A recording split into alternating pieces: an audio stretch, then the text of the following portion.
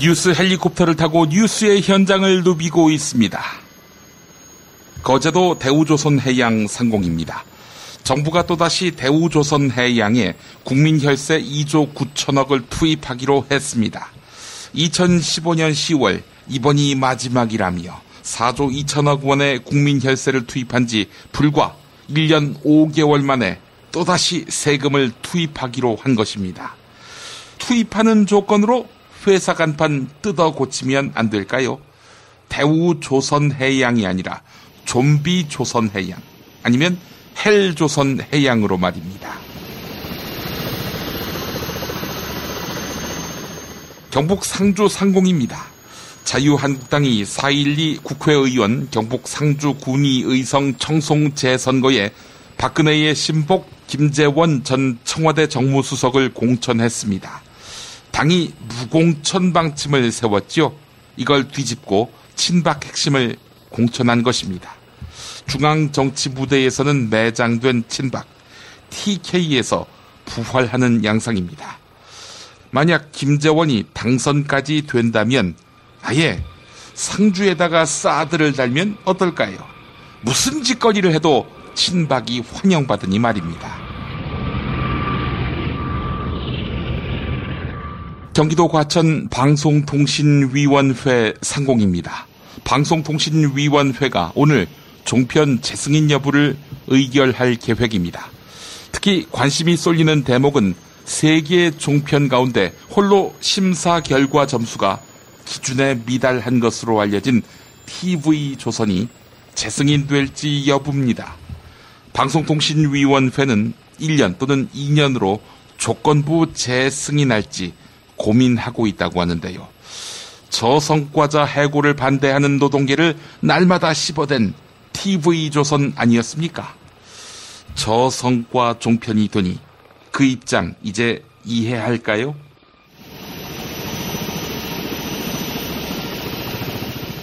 광고 들으신 후에 김용민의 뉴스 농장으로 이어갑니다.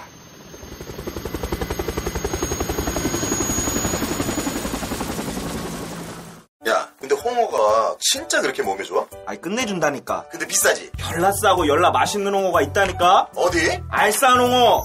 네이버 검색창에 알싸한 홍어를 검색하시고 1599-6456 전화 주문도 가능합니다. 노력한 만큼 내어주는 자연, 그 자연의 마음을 알기에 정성농장 홍삼. 검색창에서 정성농장 홍삼을 검색해주세요. 010-9754-6972. 다이어트 해야 하는데 좀 간단한 방법 없을까? 다이어트 전용 그린 스무디로 하루 한두 끼만 맛있게 바꿔 드시면 끝! 1522-6648 또는 비타샵을 검색해주세요. 허리가 아파요. 아랫배가 나와요. 골반이 바로 서야 건강도 아름다움도 바로 섭니다. 바디로직을 입으세요. 토크밴드의 입체적인 탄력이 틀어진 골반을 바로잡습니다. 간편하고 확실한 골반 교정 타이즈 바디로직.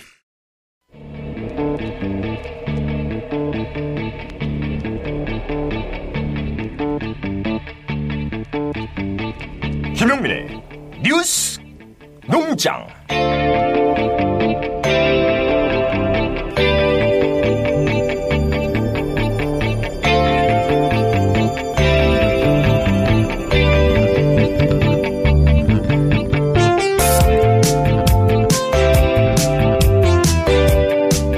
세월호가 인양됐습니다. 그동안 왜 인양을 못했을까요? 아니, 인양을 안 한 것은 아닐까요? 지난해 6월 인양을 시도하긴 했습니다. 세월호 선수를 들어올린 후 그 아래에 인양 기계를 넣어서 부력제로 배를 띄운 다음 플로팅 독에 선체를 싣겠다는 계획으로 말입니다. 하지만 계속 실패했습니다.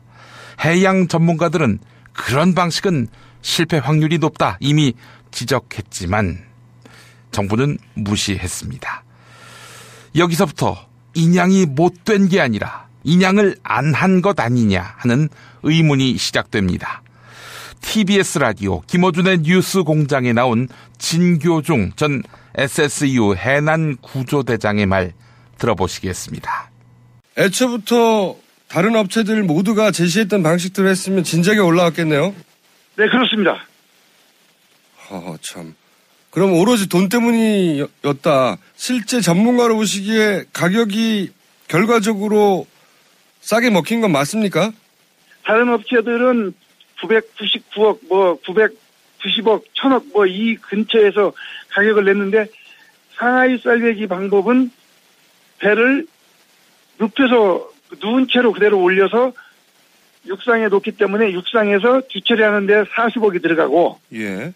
그 다음에 세월호 주변에 유실물 방지를 위해서 펜스를 쳤습니다. 예.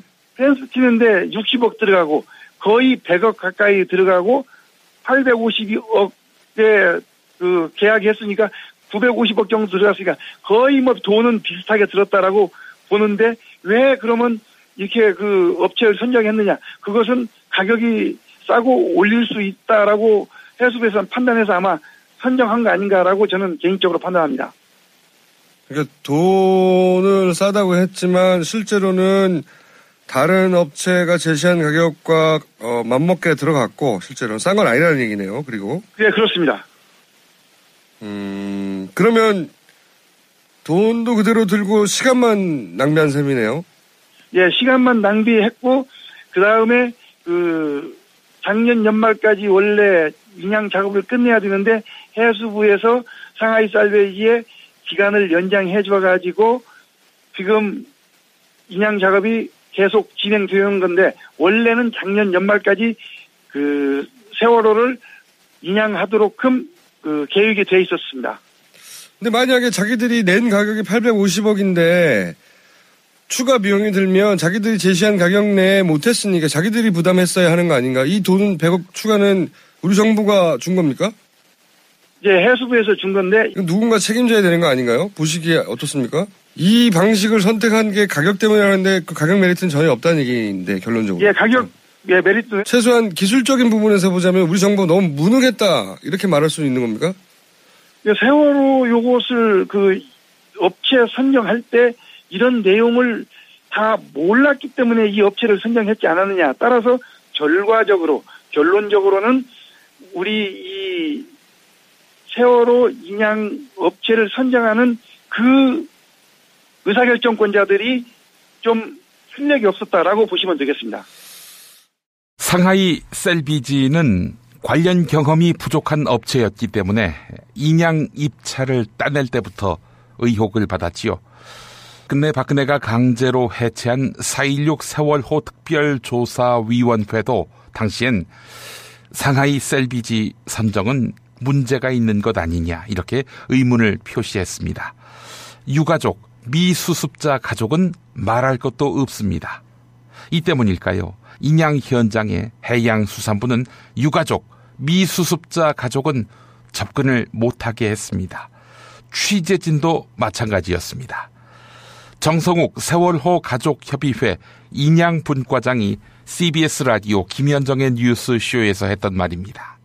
근데 이게 이제 인양 과정 2년 동안 취재진은 물론이고 뭐 가족들 접근도 막았다면서요? 네. 그럼 왜 막은 겁니까? 누가 좀 감시를 하고 이게 잘 되고 있는지 못 되고 있는지 좀 조언도 하고 뭐 이런 과정들이 있었으면 어땠을까 싶은데. 네. 근데 저희들도 그것 때문에 해수부가 많이 싸웠는데요. 뭐 해수부가 왜 막았는지는 이제 해수부 입장에서는 나오는 말은 네. 그 작업선 위에 위험하다는 게 기본적인 입장이었어요. 위험하다. 네. 가족들 가셨다가 다치실까봐. 네, 그게 기본적인 이유였고 다른 건 큰 이유는 없었어요. 근데 그것도 일리가 없는 말은 아닙니다. 아니, 그건 전혀 일리가 없는 말이에요. 일리 없는 말입니까?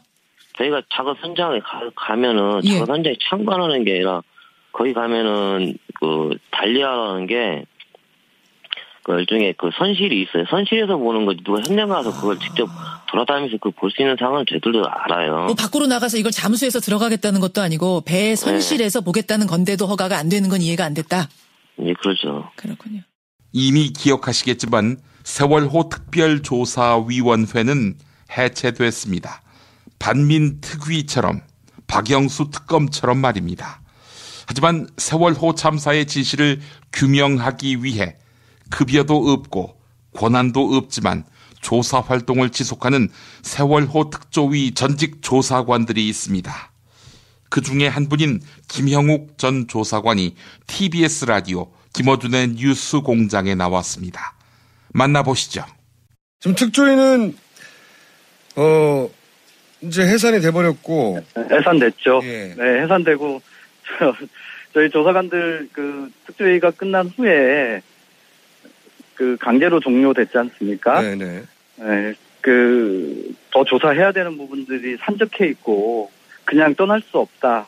그래서 지금 조사관들이 한 10여 명이 남아서 지금 계속 조사 활동들을 진행하고 아니, 그거 있습니다. 완전 자비로 하고 있다고 들었는데, 정부가 해산했는데. 네, 9개월째 지금 무급으로. 정부가 해산했는데, 조사하시던 분들이 어떻게 이렇게 여기서 멈출 수 있냐고 자비를 하고 있는 걸로 저는 알고 있어요. 네, 맞습니다. 근데 이제 또 문제가 세월호 올라오는데, 이 선체를 조사할 사람들이 없어서. 네. 선체조사위원회를 구성을 하긴 했는데, 이게 통과되고 행정적 절차를 거치려면 2개월이 걸린다면서요. 네, 특조위의 과정들을 보면 행정적 절차를 걸치는데 조사관들을 뽑는 데만 한 2, 3개월 정도 걸립니다. 그러면 그 사이에 해수부 발표로는 해수부가 조사한다고 그랬단 말이죠. 2개월 그렇게 되면, 네, 그렇죠. 해수부가 선체를 정리하고 하는 과정들을 해수부가 할 수밖에 없는 상황이죠. 2개월 동안 해수부가 안 기다리고 선체 절단하고 자기들이 조사해서 결과 발표해버리면 네. 이것도 문제 아닙니까? 그러면 조사위원회의 필요성이 없어지는 거죠. 그래서 대선 마지막 본회의가 3월 28일 날 있는 걸로 알고 있거든요. 예. 반드시 3월 28일 날 위원들을 국회에서 선출해야 되고요. 그 위원들과 함께 조사할 수 있는 조사관들을 하루라도 빨리 구성을 해서 과학적이고 객관적으로 그리고 공정하게 조사할 수 있는 선체조사위원회가 활동할 수 있도록 정부가 적극적으로 협조를 해야 됩니다. 오히려 지금 대선 기간이라서 이게 정치권에서 신경을 못 쓸 텐데 그래서 더더욱 이 시점에 이게 올라온 게 아닌가 하는 생각도 듭니다.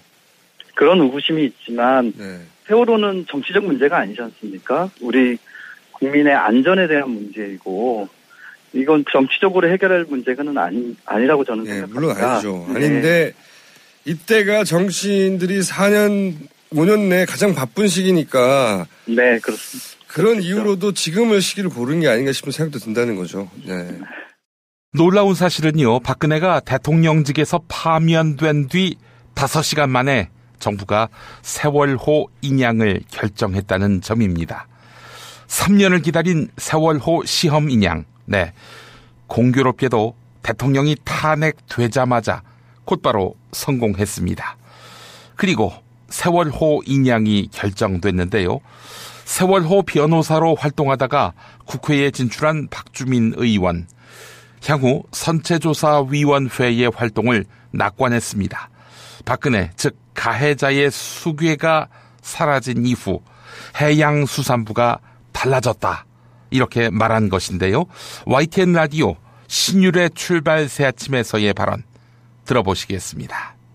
조사위원회를 만드는 법이 통과해서 조사위원회를 만들고 있고요. 네. 당연히 그렇게 되면 조사위원회와 해수부가 논의해서 같이 조사 작업을 하게 되는 것입니다. 예. 같이 논의를 한다, 해수부하고. 예. 근데 유가족분들 같은 경우에는 세월호 시험 인양의 과정이나 정부가 구체적으로 공지를 하지 않고 있다. 소통도 안 되고 있다. 지금 이런 얘기들을 많이 하시는 모양인데. 예. 이게 효율적으로 이렇게 다 이 협조 관계가 잘 이루어져야 될 텐데, 그거, 지난번에 세월호 특조위 같은 경우 보더라도 그게 좀 힘들지 않나? 이렇게 생각하시는 분들도 있을 것 같아요. 어떻게 보십니까? 네. 사실 그런 문제 해결하기 위해서 이제 특별조사위원회를 만든 거고요. 이전과 달리 정부는 지금 이 조사위원회에 적극적으로 협조하겠다는 의사를 밝히고 있습니다. 이전과는 달리라면 예전엔 어땠다는 말씀이세요? 그러니까 예전에는 사실은 이제 조사위원회가 정부의 협조를 좀 제대로 못 받지 않았습니까? 그래서 진상규명이라든지 이런 것들에 많은 어려움을 겪었지 않습니까? 근데 지금은 장관이나 차관이 수차례 위원회가 완전히 구성되지 않는다 하더라도 이 위원들과는 협의해서 모든 절차를 진행하겠다 이렇게 얘기를 하고 있습니다. 아무래도 박근혜 대통령이 탄핵된 이후에 좀 달라진 분위기들이 좀 반영되고 있는 것 아닌가 보고 있습니다. 예. 세월호 인양하면 떠오르는 정치인이 있죠. 강경 친박으로 세월호, 미수습자, 그냥 가슴에 묻자, 인양하지 말고 돈이 많이 들기 때문에. 이렇게 이야기했던 김진태 의원 아니겠습니까? 강경 친박으로 자유한국당 소속 김진태 의원. 네, SBS 라디오 박진호의 시사전망대에 나와서 어떤 말을 했는지 들어보시죠. 2년 전에 김진태 의원께서 SNS에 올린 언급이 지금 주목받습니다. 세월호 선체를 인양하지 맙시다. 아이들은 가슴에 묻는 겁니다 하셨는데 지금도 같은 생각이십니까? 아닙니다. 뭐 이제 다 들어올리는 마당에 지금에서 뭐 그런 얘기 해봐야 뭐 하겠습니까? 그거는 그때 좀 이거 우리가 더 신중하게 생각하자는 거였고요. 네. 오늘 이제 드디어 들어올린다고 하니까 저는 이제는 정말 뭐 차라리 그러면 잘 됐다. 이거를 가지고 아주 명명백백하게 그거를 잘 진실을 규명해서 그동안 우리가 얼마나 오랫동안 이 논란 사회적 비용을 치러왔습니까? 이제는 좀 논란의 종지부를 찍기를 바랍니다. 네. 자, 뭐 여러 가지 뭐 의견이 있겠지만은 대통령의 세월호 참사 당일, 그러니까 전 대통령의 세월호 참사 당일 7시간 행적과 관련해서 여전히 뭐 의문이 남아 있고요. 지금 검찰 수사가 진행 중이지만은 검찰에서도 이 의혹을 따로 수사할지는 아직 명확한 입장을 밝히지 않고 있습니다. 네, 그 뭐 의문이 남아 있다고 하는 거는 좀 어폐가 있고요. 헌법재판소에서조차도 네. 그거는 무슨 이런 뭐 헌법 위반 사유가 되지 않는 대상 자체가 되지 않는다고 해서 처벌했는데 그게 무슨 검찰 수사 대상 그런 거 아니에요. 수사 대상이 아니라는 입장이신 거예요. 예, 설사 뭐 좀 거기에 또 이런 말을 하면 이게 또 뭐 왜곡될 수가 있는데 정말 만약 가정을 해서 불성실했다고 하더라도 그게 무슨 검찰 수사 대상이에요. 그거는 아니고 지금 뭐 그걸 다 행적도 전부 다 밝힌 것으로 제가 알고 있고요. 행적이 완전히 밝혀지진 않는 거예요. 대통령의 행적이 네. 지금 중요한 게 아니고요. 이거는 그 세월호를 들어올려서 도대체 이게 이렇게 가라앉게 된 뭐 이제 그런 원인을 규명하는 거죠. 뭐 네. 뭐든지 그냥 갖다가 다 이제 다 물러나신 대통령한테다가 그렇게 연결하려고 그러지 마시고요. 그리고 또 한 가지는 제가 좀 뭐 이 세월호 때문에 인터뷰하려고 했던 것도 아닌데 이 정도로 이제 하겠습니다. 네. 그때 제가 이걸 좀 반대했던 이유 중에 하나가 인양 과정이 그렇게 쉬운 게 아니었거든요. 네. 그래서 이걸 하다가 또 다른 희생자가 나오지 않기를 바라는 거였어요. 옛날에 이 세월호 수색 작업하다가 강원도에서부터 날아간 소방 헬기가 떨어져서 네. 5분이 그 자리에서 순직한 경우도 있었어요. 네. 제발 오늘 인양 과정에서 또 다른 희생자가 나오지 않기를 정말 빕니다. 알겠습니다. 제가 뭐 이 문제로 김 의원님과 이제 뭐 길게 논쟁을 하지는 않겠지만은 이제 세월호 이제 7시간 관련해서는 지금 이제 그 시간에 뭘 했다는 행적이 아직 증명이 되지 않았기 때문에 의문이 남아 있는 부분이 있습니다. 그 정도 하시고요. 네. 다른 거 뭐 물어볼 거 많으실 텐데. 알겠습니다. 사실은 시간이 뭐 거의 예정된 시간에 한 반은 갔을 걸요. 이러다가. 네, 반성도 염치도 모르는 김진태. 자식을 가슴에 묻어라 이렇게 말하던데 당시 유가족을 대표해서 유경근 세월호 가족협의회 집행위원장이 이렇게 반응했었죠. 들어보시겠습니다. 알지도 못하는 게 안부로 짓거리고 있어. 뭐라고 이야기를 할까 고민하다가 도저히 그런 인간한테는 해줄 말이 없습니다. 뭐라고 해도 들을 소리가 없을 것 같습니다. 그래서 이렇게 외칩니다. 김진태 이 개새끼야! 김진태 이 개새끼야! 이 자식 잃고 네가 뭐라 그렇게 살아! 분이 안 풀립니다. 한 번 더 합니다. 김진태 이 찌어들길 개새끼야! 개보다도 못한 새끼야! 개보다 못한 너! 얘한테 월급을 주고 있었네! 야, 5인 용현이가 극장에서 개봉을 한다고? 비급을 갖는 자, 무림을 평정할지니 화화공자라고 부르. 미친놈, 화화공자! 보자 하니까 내 X으로 보이나, 이상한 놈, 점령 혈객! 웃는 놈, 소소할배! 그말 즉시공. 숨 넘어가는 삐드립 혈투가 시작된다. 지저대지 말고 당장 여기서 꺼져! 객자를 무슨 꿀 발라놨냐? 별 거지 같은 게 다 모여서 잔치라고 한다. 5인용의 극장판 삐드립 코믹 액션. 웃지마 만담 강호 3월 22일 대개봉. 아씨, 근데 진짜 개봉하는 거야? 내가 이 플래시지를 못 그만둔 게 여기 있어요. 정권 교체를 함께 염원하는 직원들로 똘똘 뭉친 판촉물회사 네피알로 삼행시 갑니다. 내가 아는 사업이나 행사를 PR하기 위한 알짜배기 판촉물 회사. 선물, 기념품, 답례품을 구하신다면 우리 편 회사 네피알을 찾아주세요. 3만 가지가 넘는 물품을 대기해 놓고 있습니다. 네피알로 인터넷 검색창에 입력하시거나 032-519-4800으로 연락주세요. 카카오톡 아이디는 네피알입니다. 팟캐스트 듣고 연락주시면 더 깎아드립니다. 현대인의 몸에 있는 독, 어떻게 치유할까요? 장봉근 아로니아는 자연에서 답을 찾았습니다. 아로니아라는 열매에 몸의 노화나 질병을 예방해주는 강력한 효과가 있습니다. 남녀노소 누구에게나 건강을 드리는 장봉근 아로니아. 폴란드산 야생 100% 아로니아를 국내 최초로 도입해 만들고 있습니다. 아로니아 안토시아닌이 혈관을 보호하고 혈관의 혈전을 억제시키는 효과가 있는 것으로 검색창에서 장봉근 아로니아를 찾으시고 전화 문의는 1522-1194로 하시면 됩니다. 안녕하십니까, 문재인입니다. 안녕하십니까, 안철수입니다.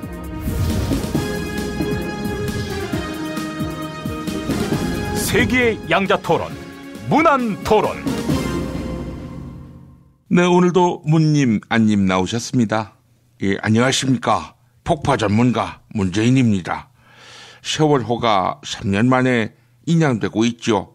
저 문재인이 세월호 진상규명 방해하는 적폐 세력들 책임지고 폭파하겠습니다. 저 문재인이 반드시 이뤄내겠습니다. 아닙니다. 세월호 진상규명을 방해하는 자들은 사회악, 즉 바이러스입니다. 바이러스는 V3로 지워야 합니다. 백신 전문가인 저 아니 이 자들을 삭제하고 휴지통을 비우겠습니다. 우리 안 대표님, 세월호 문제에 대해서는 오락가락 안 하실 거죠? 만덕산에서 내려온 분이 안 전 대표님이 사드 문제로 오락가락한다고 하셔서 제가 걱정이 돼서 드리는 말씀입니다. 제 걱정하실 시간에 세월호 진상규명이나 걱정하십시오. 세월호를 서둘러 인양하는 걸 좋아만 할 일이 아닙니다.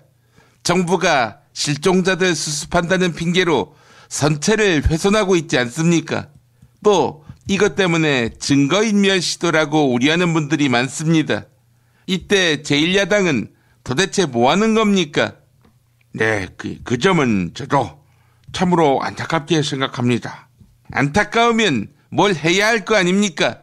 지금은 아무 일도 안 하고 대통령이 돼서 바꾸겠다. 이 소리는 박근혜도 했습니다. 면전 앞에서 들어본 말 아닙니까? 그래서 대통령 되려고 하는 거 아니에요, 지금? 네, 제가. 잠시만요. 잠시만요. 자. 이래서 문 대표님은 남자 박근혜라는 소리를 듣는 겁니다. 아니, 말이라도 적폐 세력들 폭파한다고 해야 움찔할 거 아니겠습니까? 그럼 잘한다고 칭찬이라도 할까요? 움찔 좋아하시네. 응? 국가 바이러스 세력들은 콧방귀도 안 낄 겁니다. MBC만 해도 지금 문 대표님을 갖고 놀고 있지 않습니까? 괜히 잡지도 못할 적폐 세력들 그만 비방하고 문 캠프에 낀 날파리나 잡으십시오. 아니, 날파리라니요? 지금 우리 캠프 관계자들을 비하하시는 겁니까? 네, 비하하는 겁니다. 비하해도 싼 사람들입니다. 우리 안 대표님, 허위사실 유포로 고소하고 싶지만 불쌍해서 봐드립니다. 괜히 띄워드릴 수 있기 때문이죠. 솔직히 우리 캠프에 사람이 바글바글하니까 부러우신 거죠. 문바 날파리 때 하나도 안 부럽습니다. 한 대표님, 제가 안 대표님 캠프를 보면 참으로 마음이 짠합니다. 한 대표님 주변엔 사람이 잘 버티지 못하는 것 같습니다. 저만 봐도 한 대표님이랑 어울리지 못하지 않습니까? 이문씨, 그 무슨 헛소리를 짓거리는 거야? 당신 주변에 있었던 내가 증언하는데 그 당신 때문에 내가 짜증이 나서 탈당했다고 봐요. 누가 누구한테 헛소리야? 아, 이님 나오셨어요. 그러면 안 대표 말씀이 맞다 이런 뜻이군요. 그렇지. 그 문재인이 근처에 있으면은 사람이 버텨나질 못한다. 이 말이라고. 맞습니다. 제가 그래서 그 당을 나온 겁니다. 근데 제가 나오자마자 들어가셨군요. 사람 보는 눈이 그렇게 없습니까? 이 새끼가 넌 왜 저런 인간하고 단일화를 해? 질리게 만드는 패권주의 제가 정산하겠습니다. 그 패권주의가 맞는 이유는 내가 그 당에서 대표과정 해먹었는데 내가 탈당을 하면은 한 놈이라도 따라 나와야 할 거 아니야. 근데 왜 아무도 안 따라 나오냐고. 어이 안건 그러고 보면은 당신이나 나나 피해자라고 봐요. 영감님, 제가 나올 때는 많이 따라 나오던데요. 카이 씹새끼들, 돌아가면서 원수로 나를 매겨? 그 인격이라고는 추호도 없는 것들. 이님이 4월 15일까지 반문연대가 가능할 것이다 이렇게 말씀하셨는데 어떠세요? 거의 시발 그냥 그 당에 남아있을 걸 그래서 요즘 민주당 분위기가 가관인데 말이야. 내가 그냥 지금 그 당에 남아있으면은 광 팔고 아주 꽃놀이패였을 텐데. 아이 씨발. 기자들이 나한테 와가지고 의견을 묻고 나는 짐짓 관심 없는 척하면서 문재인이 엿먹이고 말이지. 그렇게 나쁜 마음을 먹고 살면 오래 삽니까? 어디서 주둥이를 나불거려? 너하고 친문 지지자들의 차이가 뭔 줄 알아? 걔네들은 문자로, 너는 이빨로 날 못 오고는 거야. 알아? 일례로, 관을 짜놨으니 와서 들어 누워라. 씨발, 야, 내가 이 나이 살 처먹고 들을 얘기냐? 아니, 정치인이라면은 만인에게 씹힐 각오가 돼 있어야지 또 꼰대질입니까? 이 새끼야! 안건 어쩐 일이야? 날 대신해서. 지금까지 출연료를 한 푼도 안 줘서 그렇습니다. 내일부터는 새끼야! 이 멘트 안 쓰려고 합니다. 일종의 대업입니다. 야, 사회자, 내가 새끼야! 이걸로 얼마나 웃겼는 줄 알아? 이거 안 하면은 다운로드 수 확 줄어들걸? 아니, 무슨 성대모사 하는데 출연료를 줍니까? 만약에 안 하시면 녹음된 거 틀겠습니다. 이 새끼야! 문제를 드리도록 할게요. 세월호가 3년 만에 수면 위로 모습을 드러냈죠. 참사가 발생한 지 1000일이 넘어서 말이죠. 자, 그렇다면 며칠 만에 인양이 된 것일까? 이것이 오늘의 문제라고 봐요. 예, 정답. 네, 문님 정답은요? 이 정답은 1004일. 우리 아이들 하늘로 가서 천사가 됐겠죠? 1004일? 아니지요. 이 사건은 박근혜가 저지른 악행입니다. 그래서 정답은 18일. 오늘도 정답은 애청자 여러분이 맞히셔야겠습니다. 정답 맞히시는 분께 세상에서 가장 맛있는 김치 이담채 김치 선물해 드립니다. 팟빵 게시판에 정답 이메일 주소 남겨주시기 바랍니다. 문안토론 마칩니다.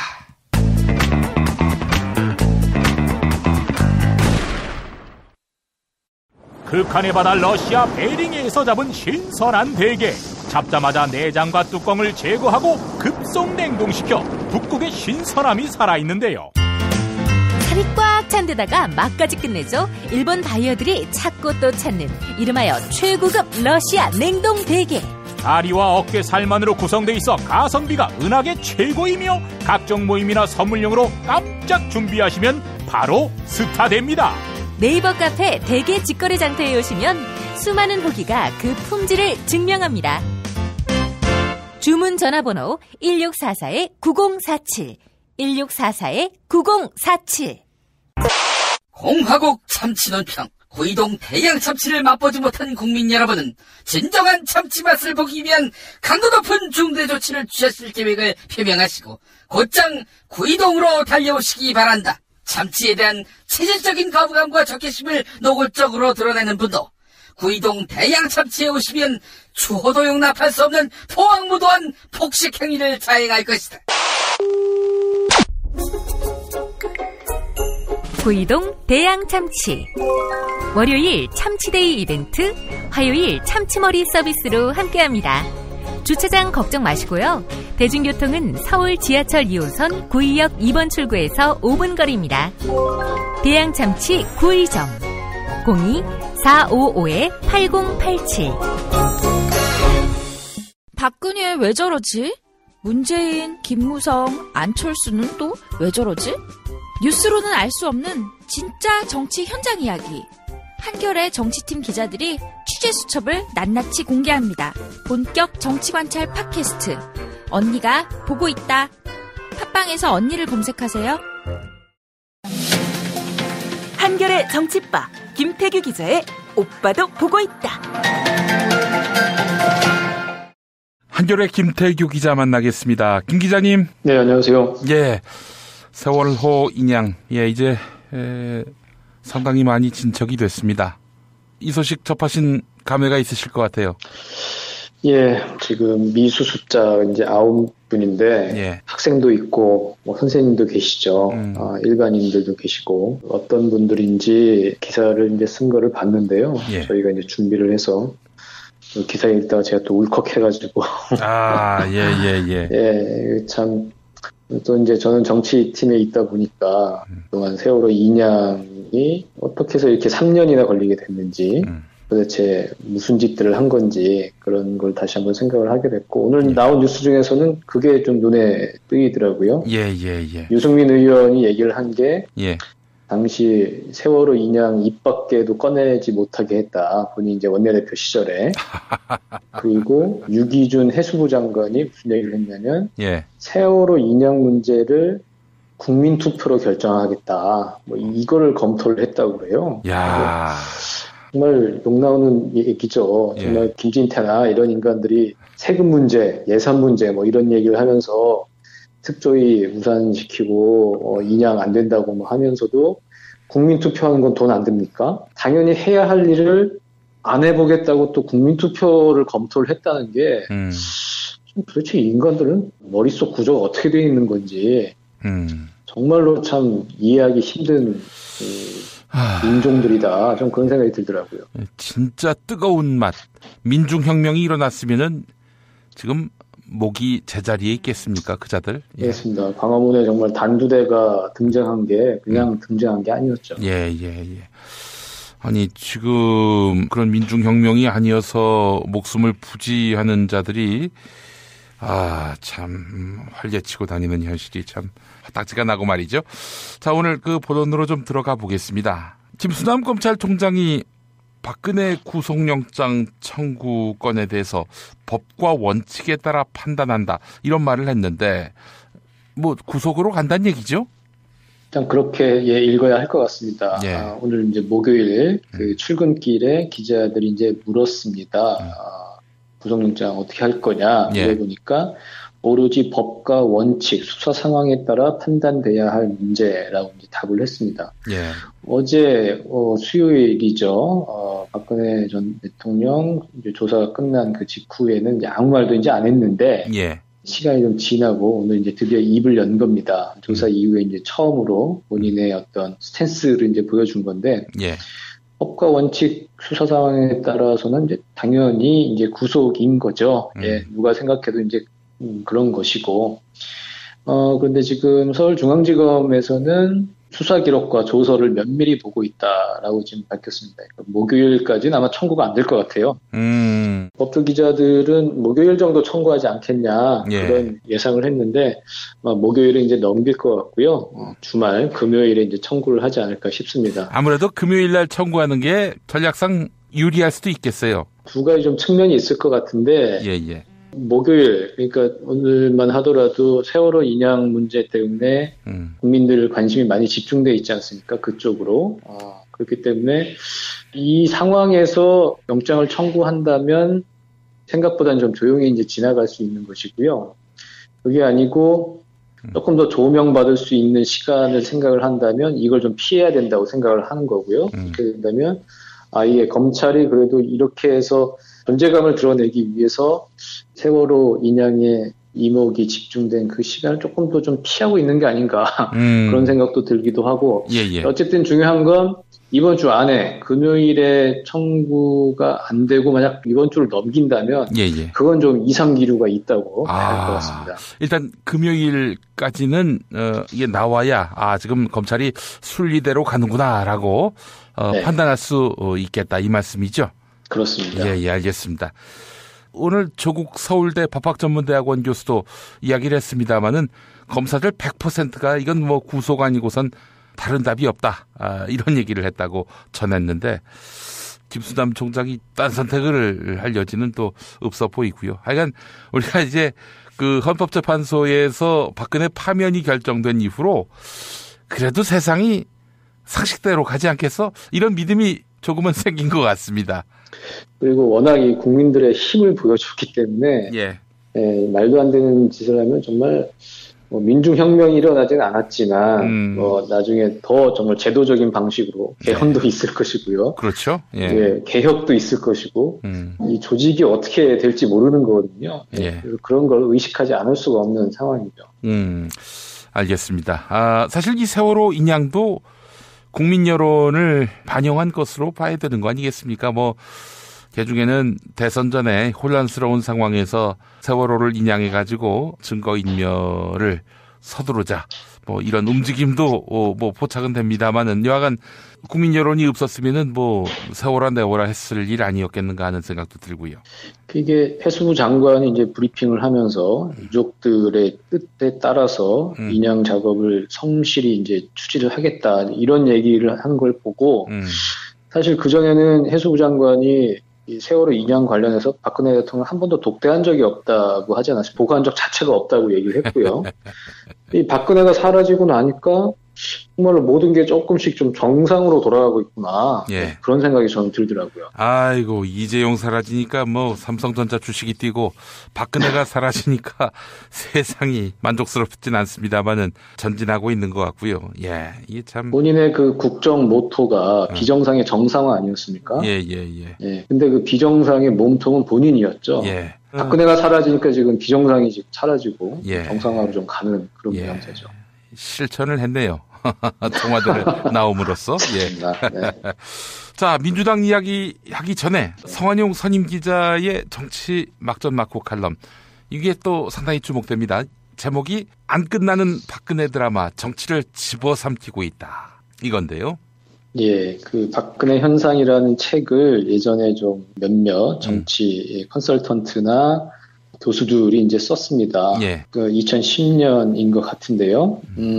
박근혜가 지금의 야당 입장에서는 조금 이해할 수 없는 정치인이기도 했고요. DJ나 YS처럼 자신의 힘으로 민주화 운동을 하면서 자수성가한 그런 정치인이 아니고 부모 잘 만나가지고 그런 후광으로 여기까지 온 그 정치인 아니겠습니까? 그래서 그때도 이제 박근혜 현상을 많이 이제 분석을 하고 그랬는데요. 그 당시에 나왔던 이제 내용 중에 한 부분이 이렇습니다. 박근혜라는 정치인은 과거의 삼김과 달리 어느 날 갑자기 등장했다. 별다른 고난도 겪지 않았다. 그럼에도 불구하고 대중의 사랑을 독차지하고 정치권 내에서도 압도적인 힘을 자랑하고 있다. 이를 지칭하는 것이 박근혜 현상이다. 이렇게 정의를 했습니다.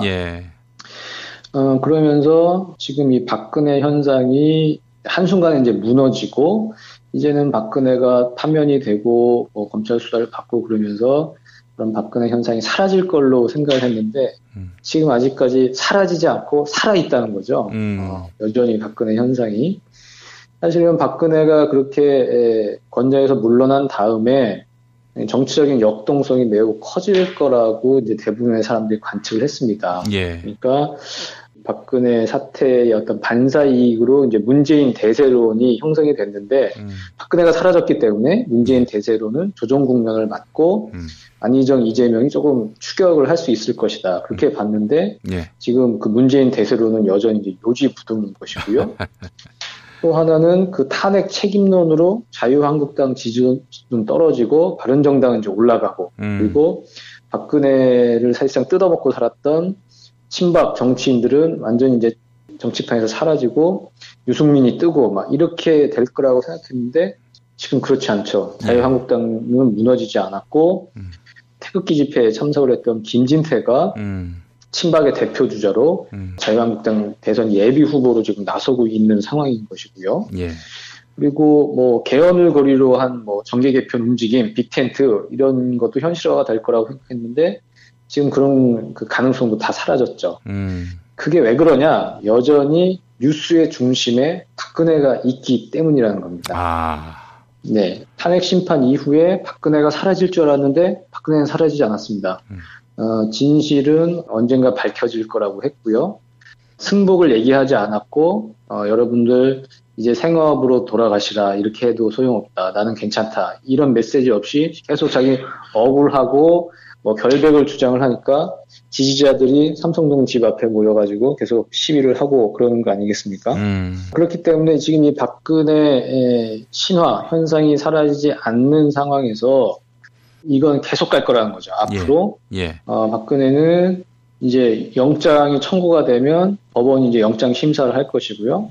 그렇게 해서 구속이 되면 이제 구속 상태에서 이제 재판을 받게 될 것이고, 그 이 혐의 자체가 매우 복잡하고 많기 때문에 재판 한 1년 이상 이제 걸릴 것이고요.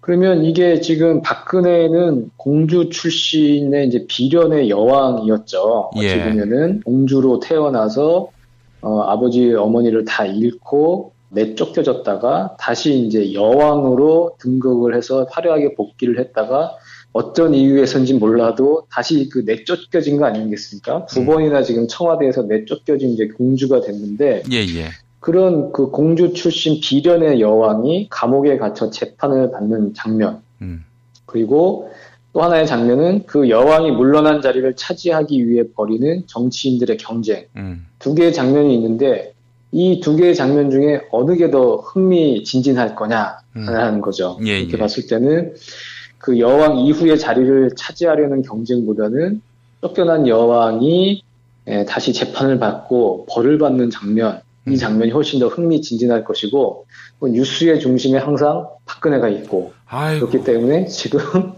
대한민국 정치판의 역동성은 더 떨어지고 뭐 이렇다는 거죠. 짜증나네요. 진짜 얘기 듣다 보니까. 짜증나죠. 그렇죠? 김헌태 교수가 박근혜 현상에서 이렇게 얘기를 했습니다. 왕의 딸이라는 인식의 구조는 그녀를 바라보고 그녀를 응대하는 우리의 프레임 한가운데 있다. 따라서 홀로 서기를 해나가는 그녀에 대한 응원은 마치 브라운관 앞에서 사극의 주인공에게 감정이입을 하는 것과도 같다. 이렇게 얘기를 했는데 그 당시 아무런 별로 큰 흠결이 없었던 이제 박근혜를 지칭했을 때의 얘기입니다. 지금은 엄청나게 큰 흠결이 생긴 대한민국 최대 5,000년 역사상 가장 멍청한 혼군의 이제 이미지가 돼 있는데도 불구하고 이른바 그 보수의 본산 박근혜 정치적 고향이라는 TK 민심을 이제 다룰 수 있다는 거죠. 대구 경북 지역의 민심을 알고 있는 한 전직 의원은 이렇게 얘기를 하고 있다고 합니다.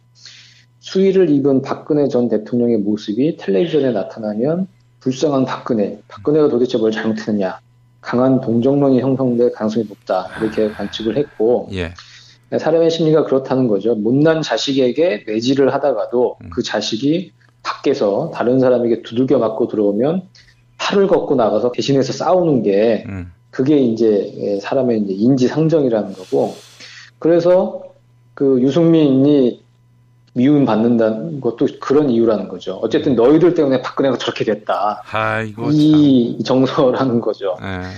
그래서 이 이른바 자유한국당의 양박이라고 하죠. 홍준표 후보의 표현에 하면 양아치 친박들은 대구 경북의 이 민심, 심리를 정확하게 꿰뚫고 있어서 여전히 지금 파면당한 그의 옆에 이제 꼭 붙어 있는 것이고, 이런 걸 다 이용을 하는 것인데, 어쨌든 그 전에 별 흠결이 발견되지 않았을 때 박근혜를 여왕으로 보고 공주로 보고 비련의 여주인공으로 봤던 정서는 한 30%였던 것 같습니다.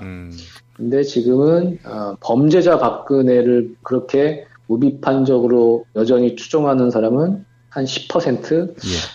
뭐 아무리 더 감성적 자극을 해줘도 어쨌든 20%는 넘지 못할 것 같아요. 예. 그렇게 이제 그 콘크리트 지지층이 녹아내리긴 했지만 어쨌든 최대 20%는 여전히 박근혜에 대한 애틋한 감정을 가지고 있다는 것. 대한민국 유권자들 중에서. 그렇기 때문에 여전히 박근혜 변수는 한국 정치사에 있어서 중요한 요인이 될 것이다. 그렇게 얘기를 한 게 성완용 막전 막후 칼럼의 내용이었습니다. 예. 근데 이제 거기에 저의 의견을 얘기하자면은 총선 때는 이런 정서가 혹시 먹힐지 모르겠습니다만은 대선을 앞두고는 이건 뭐 무의미한 그런 박근혜의 파괴력이다 이렇게 보고요. 사실은 이제 이른바 태극기 집회라고 불리는 친박단체 집회에 나오는 사람들의 정서가 그러할 거라는 생각은 들지만 다수의 국민들 80% 이상의 국민들은 이미 범죄자 박근혜에 대해서 동정할 여지를 찾지 못하고 있는 그런 상황이고 그래서 또 이것도 연결되는 것 같아요. 다음 대통령이 얼마나 잘하느냐. 그렇죠. 이것도 사실은 박근혜에 대한 어떤 뭐 향수, 환상, 정치를 못하면은 그 불씨를 다시 만들 수 있을 텐데 그렇지 않다면은 뭐 새로운 시대에 부응하는 그런 국정 운영을 하게 된다면은 뭐 박근혜는 이대로 잊혀지는 것이 되지 않겠는가 생각이 들고 그러기 위해선 참 야당이 잘 해야 한다. 그런 교훈으로 또 새겨들을 수 있는 칼럼이 아닐까 싶습니다. 예. 근데 다음 대통령이 잘 하려면 야당도 도와줘야 되는 거거든요. 정권 교체가 된 이후에. 자유한국당도 사실은 이른바 양박들, 꼴박들, 꼴통 친박들 뭐 이런 사람들이 사실상 제거가 되고 건전한 보수 야당으로 새로 태어나야지만이 국회에서의 어떤 협력, 발목 잡기 없이 그게 제대로 이제 굴러갈 수가 있는데 저 양박들, 꿀박들이 계속 야당의 중심 내지는 한쪽의 어떤 지분을 차지하고 앉아서 김진태 의원이 법사위 간사로서 뭐 여러 가지 이제 나쁜 짓을 개혁 입법을 지금 발목을 잡은 사례가 많지 않습니까? 예. 그런 일이 계속된다면 다음 정권의 대통령도 정말로 여전히 그 박근혜한테 발목을 잡히는 불길한 그런 장면이 떠오른다는 게 상당히 좀 걱정이 되는 그런 측면입니다. 김진태가 자유한국당 대선 후보가 됐으면 좋겠네요. 그러면 국회의원직 내놓지 않겠습니까? 예. 국회의원직은 내놓지 않죠. 아니군요.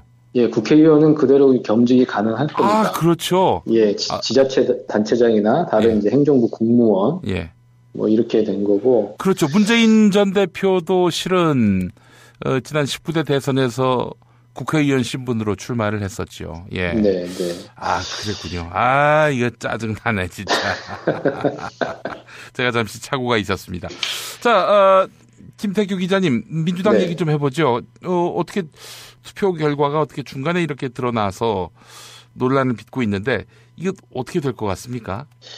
예, 지금 뭐 내용은 아시죠? 그 22일 현장 투표에 참여한 투표자가 52,000명인데 그 중에 한 15,000명 정도의 이제 투표 결과가 아름아름해서 이제 공개가 됐습니다. 원래는 그 현장 투표를 이제 실시를 하고 하루 동안 그리고 이걸 그 결과를 밀봉해 뒀다가 번역별로 ARS 투표랑 순회 투표를 공개할 때 함께 발표할 예정이었는데 이제 밀봉을 하려면 이걸 이제 중앙선거관리위원회에서 위탁해서 이제 이것을 보관을 해줘야 되는데 위탁 관리해줄 수 있는 기간이 22일까지였다고 합니다. 그러니까 시간이 이제 촉박하고 이제 보관에 문제가 있기 때문에 참관인들이 다 참관한 상태에서 중간에 이제 개표를 하자. 그 대신 이걸 외부에 공표하지는 말자. 이렇게 다 서약서를 쓰고 각서를 쓰고 이제 들어갔는데 내부적으로 뭐 보고하고 뭐 자기네들끼리 뭐 얼마를 이겼어 뭐 이렇게 하다 보니까 개표 결과가 이제 유출이 이제 된 거라고 하는데요. 당에서는 뭐 당 선관위 양승조 부위원장 뭐 국민 여러분께 이제 사과한다 그러면서 어깨 너머로 본 자료 정도이니까 떠도는 자료는 전혀 신뢰할 수 없다 뭐 이렇게 이제 얘기를 하기도 하고 뭐 이렇게 얘기를 하고 있는데 당에서는 그런 얘기가 나오더라고요. 어차피 각 캠프에서 참관인으로 들어온 이상 이런 일은 좀 충분히 예견된 상황이었다 그런 이제 말들도 나오고요. 이게 뭐 공개가 된 이상 이걸 뭐 주워 담을 수도 없는 것이고 그리고 부정투표는 아니잖아요. 어쨌든 예. 약속됐던 시간보다는 조금 빨리 공개가 됐긴 했지만 이게 뭐 부정투표라고 이제 하기는 이제 어려운 상황인 것이고 우려는 그런 거죠. 뭐 밴드웨건 효과, 뭐 문재인 전 대표가 압도적으로 많이 나왔으니까 그쪽으로 또 표가 쏠릴 것이다. 뭐 이제 이렇게 이제 얘기를 할 수도 있는데 반대로 생각할 수도 있는 거거든요. 이쪽 진영에 결집이 있으면 다른 진영에 또 역결집이 있을 수 있기 때문에 예. 어쨌든 뭐 매끄럽지 않고 좀 실수인 측면이 있긴 하지만 어떤 경선 자체의 공정성에 심대한 뭐 치명상을 입었다 뭐 이렇게 볼 정도는 아니라고 저는 생각을 합니다. 예, 알겠습니다. 자, 뭐 가지가 많은 나무 바람 잘 날이 없다는 뭐 말도 있는 것 같은데 하여튼 경선 국면이 최고조로 달해가고 있다 이렇게 봐야 되겠군요. 그렇습니다. 호남에서 이제 어떻게 나올 것이냐 매끄럽게 잘 치러졌으면 좋겠습니다. 예, 다음 주 월요일 상당히 기대가 됩니다. 이 초반 기선을 누가 잡느냐 이게 매우 중요한데 여기서 뭐 이변이 일어난다든지 뭐 그럴 경우에는 또 더불어민주당 대선 경선 구도가 그야말로 새롭게 또 흥행의 포인트를 잡게 될 텐데 뭐 그럴 가능성은 얼마나 있는지는 모르겠습니다만은 여하간 후보들 사이에 아주 감정이 상당히 날카로워진 것이 아닌가 이런 생각이 듭니다. 이 사전에 유출된 결과와 실제 나오는 결과가 어느 정도 맞아떨어지는지 그것도 좀 재밌게 볼 수 있는 관전 포인트일 것 같아요. 2위, 3위가 현재 여론조사 결과대로 나오는지도 한번 좀 볼 필요가 있을 것 같고요. 예. 네. 자, 김태규 기자님 오늘 수고하셨습니다. 예, 감사합니다. 피터팬 좋은 방 구하기로 집구해. 피터팬 좋은 방 구하기로 집구해. 중개 수수료 없이 집구할 땐 피터팬 좋은 방 구하기. 정말 맛있다. 이 말 한마디면 모든 게 설명됩니다. 30년 전통 자연의 이로움을 담은 김치 이담채 김치 1544-4586 1544-4586 술자리 많은 요즘 3차까지 달린 당신을 위한 필수품 전창걸의 새싹 땅콩차. 이제 속쓰림은 잊으세요. 070-8635-1288 070-8635-1288 깨끗한 국내산 닭만 씁니다. 그래서 최고의 맛 킹닭갈비. 국내 최초 짜장맛 파스타맛 킹닭갈비로 출시됐습니다.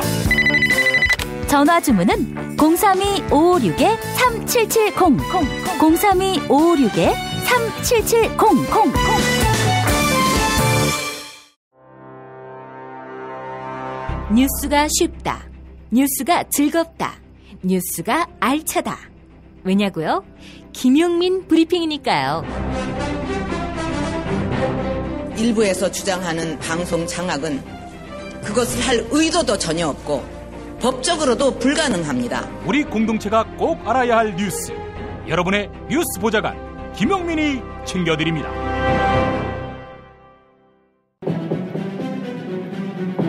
대한민국 대청소. 한신대학교 정조교양대학 김준혁 교수 만나겠습니다. 김 교수님. 예, 안녕하세요. 예. 세월호 인양 장면 어떻게 보셨습니까? 가슴이 굉장히 아프기도 했고, 예. 또 분노가 엄청나게 치밀어 올랐죠. 사실은 이렇게 쉽게 올릴 수 있는 것을 왜 이들이 이렇게 3년 동안 끌었을까? 예. 그것은 분명히 그 안에 진실이 담겨져 있기 때문이다. 예. 그 안에 있는 진실을 꺼내면 안 되기 때문에 이 정권이 그래서 세월호 인양을 이제 어떤 식으로든지 막으려고 했고 그래서 이제 질질 끌고 그 안에 있었던 여러 그 물품들이 다 이렇게 사라지기를 썩어서 없어지기를 기다리지 않았나 그런 생각이 계속 들어서 화가 참을 수가 없었죠. 아이고 이게 참 우리가 악귀의 시대에 별의별 꼴을 다 봅니다. 예. 제가 경기 지역에 있는 모 신문에 그 개건 논술위원을 하고 있는데 예. 오늘 이제 그 세월호의 진실이 반드시 밝혀져야 된다라고 하는 이제 사설을 좀 한 편 아까 써서 2시에 좀 보내면서 예. 여러 생각을 좀 했어요. 예. 우리가 과연 진짜로 세월호의 진실을 밝히기 위한 노력을 얼마나 했는지 그런 면에서 저도 역시 많은 반성이 좀 되고 있고 또 많은 사람들도 같이 반성을 함께 했던 것 같은데 어쨌든 이번에 우리가 이 세월호 인양과 관련해서 황교안 대통령 권한대행이 있는 이 즈음에 이 사람들이 어떤 일을 저지를지는 몰라요. 이 대선 기간 안에. 저는 사실은 뭐 그런 생각까지 좀 해봤는데 이들이 그 세월호 이제 3주기를 맞이해서 참 그 진실을 밝히겠다는 마음으로 이것을 끌어올린 것인지 아니면은 만약에 새로운 정권이 들어섰을 때 이것을 들어올리게 되면 그때 정말 이 새로운 정권이 제대로 된 진실을 밝히려고 할 것이니까 그 안에 이들이 어떤 식으로든지 세월호를 인양해서 진실을 또 은폐하려고 하는 그런 의도가 있는 것이 아닌지 이런 생각을 좀 하고 있는데 그래서 우리가 정말 전문가들, 뭐 네티즌 수사대, 유가족, 뭐 또 많은 시민들이 이렇게 아주 두 눈을 부릅뜨고 아주 철저하고 공정하게 진실을 갖다 밝힐 수 있게 노력을 해야 하지 않을까 그런 생각을 좀 하고 있습니다. 세월호 가족들 앞에서 뭐 폭식 투쟁을 벌이기도 하고 또 뭐 배지를 단 사람들을 막 무시하고 비난하고 뭐 이런 얼빠진 보수도 있지만은 그 아픔에 이제 공감해야 한다. 이런 그럼요. 뭐 상대적으로 좀 전향적인 입장을 취하는 보수가 있는데 그 보수 중에 홍석현 씨도 있지 않습니까? 그렇죠. 그 홍석현 참 문제적 인물입니다. 아니 근데 뭐 족주하는 분들은 언론사 사주고 기업인이고 또 풍기는 이미지가 상당히 온화하고 그래서 열린 보수 아니냐. 뭐 그렇게 평가하는 시각도 적지 않던데 교수님 보시기엔 어떻습니까? 저는 어쨌든 홍석현이라고 하는 인물에 대해서 세간에 나오는 이야기에 대한 긍정성, 부정성을 함께 좀 보고는 있죠. 가령 이제 그 홍석현이라는 인물이 남북관계 문제와 관련해서 기존의 어떤 보수와 전혀 다른 일종의 진보적 어떤 개념들을 갖고 있다. 뭐 이런 정도의 이야기. 그러니까 예전에 이제 중앙일보에서 홍석현 어떤 회장의 의도로다가 그때 뭐 고은 선생님이라든가 뭐 유홍준 선생이라든가 이런 분들 일찍부터 모시고 북한에 가서 저녁을 갖다가 답사를 했었거든요. 그때 과정에 대해서 이제 고은 선생님한테 아주 상세하게 들었었는데 그런 정도로 이제 남북 간의 어떤 그 화해와 평화 정착 이 부분에 대해서 이제 홍석현 회장은 확고한 생각을 좀 갖고 있다. 뭐 그런 면에서 이제 긍정적인 생각을 갖고 있기도 하죠. 근데 이제 제가 이야기하고 싶은 이야기는 홍석현 회장 참 무서운 사람이다. 저는 그런 생각을 하고 있어요. 개인적으로. 제가 최근에 홍석현 회장과 관련해서 이야기되는 여러 인터뷰들 이걸 좀 한번 유심히 들여다봤습니다. 뭐 어떤 분들 같은 경우는 홍석현 회장 뭐 끝내 제2의 이인재가 될 것이다. 이렇게 뭐 무시하기도 하고 있고 또 김용민 선생님하고 그 기자 한 분이 홍석현 회장과 관련해서 그 앞에 이제 홍진기에 대한 이야기들 또 뭐 홍석현과 관련된 이야기들 이렇게 이부작한 내용도 제가 이제 이렇게 유심히 좀 들어봤어요. 그런데 이제 거기서 놓치고 있는 부분 같은 게 좀 있다는 생각이 들어서 오늘 좀 이야기를 좀 하고 싶은 거죠. 내가 원래 이제 유신에 대한 이야기를 좀 하려고 했는데 유신 이야기는 뭐 다음 주에도 그건 괜찮으니까 오늘 제가 생각하고 있는 홍석현에 대한 이야기를 그러면 그냥 편하게 하는 걸로 좀 했으면 싶네요. 알겠습니다. 2012년이었어요. 그러니까 음력으로 그때 5월이었는데 그때 이제 무슨 일이 있었냐면 정약용 선생님 탄신 묘제가 있었어요. 그 해가 정약용 선생님의 탄신 250주년이 되는 해였어요. 다산 선생님이 1762년생이었는데 2012년이 이제 딱 250주년이 되는 해였고 그해 이제 유네스코에서 다산 선생님을 유네스코가 기억해야 될 역사적 인물로 선정을 합니다. 우리나라 사람 중에 유네스코의 역사적 인물로 선정된 사람은 정약용이라는 인물 딱 한 명밖에 없어요. 그럴 정도로 다산은 이제 세계적인 인물이 된 거죠, 그죠? 뭐 제가 이제 정조를 전공하는 사람 입장에서 다산 선생님 역시 이제 같이 흠모하고 다산 선생님과 관련된 이제 글도 여러 편 썼고 특히나 또 이 다산 묘제를 준비하는 다산 연구소와도 여러 일들을 같이 했기 때문에 제가 당연히 다산 묘제에 참여를 했죠. 그래서 이제 다산 선생님 이제 생가 뒤에 있는 묘소를 갔어요. 갔는데 너무 깜짝 놀란 거예요, 제가. 왜 깜짝 놀랐느냐. 다산 탄신 250주년의 묘제의 초헌관이 홍석현이었어요. 초헌관? 예, 그러니까 예. 보통 이 묘제 제사를 지낼 때 초헌관, 아헌관, 종헌관, 소위 말하는 제관이 보통 이제 3명이 하거든요. 예. 그러니까 이거는 옛날에 어떤 전통 방식 속에서 제관이 3명인 것이 이제 기본적인데 왕실에서도 세수로 하고 민간에서도 세수로 하는 경우들이 있는데 이 의식은 굉장히 중요한 의식이기 때문에 아마 당시 다산연구소에서 굉장히 중요한 판단을 해서 제관을 이제 세수로 했겠죠, 그죠? 네. 근데 그 집례를 갖다가 이제 당시 다산연구소 이사장님이셨던 박성무 선생님이 하셨죠. 예. 다산연구가의 뭐 그 1인자라고 할 수 있겠죠, 그죠? 민주당 의원도 지내시고. 예, 그럼요. 뭐 유신 때 또 저 전두환 때 5.18 때 이제 구속되셨던 이제 그런 전력을 갖고 계셨던 분이었는데 저는 당연히 다산탄신 250주년의 초원과는 보통 종손이 하는 거거든요. 예. 예. 그런데 종손이 할 줄 알았는데, 아니, 홍석현 회장이 딱 초원관으로 나온 거예요. 그리고 나서 아헌관으로다가 누가 했느냐? 바로 종손이 했죠. 그리고 종헌관으로 누가 했느냐? 도올 김용옥 교수가 했어요. 예. 저는 이 점에 대해서 너무 충격을 받았죠. 왜 그러느냐? 이 나라의 위대한 개혁 실천자 정약용이라고 하는 인물을 홍석현 회장이 먹으려고 하는구나. 저 너무 놀랐어요. 그래서 이제 제가 뭐 다산연구소 관련자들한테 좀 물어봤죠. 아니, 왜 홍석현 회장이 이 다산 탄신 250주년 기념 묘제, 이거는 정말 어마어마한 일인데, 한국 사상사에서 굉장히 중요한 행사인데, 이걸 왜 홍 회장이 하느냐.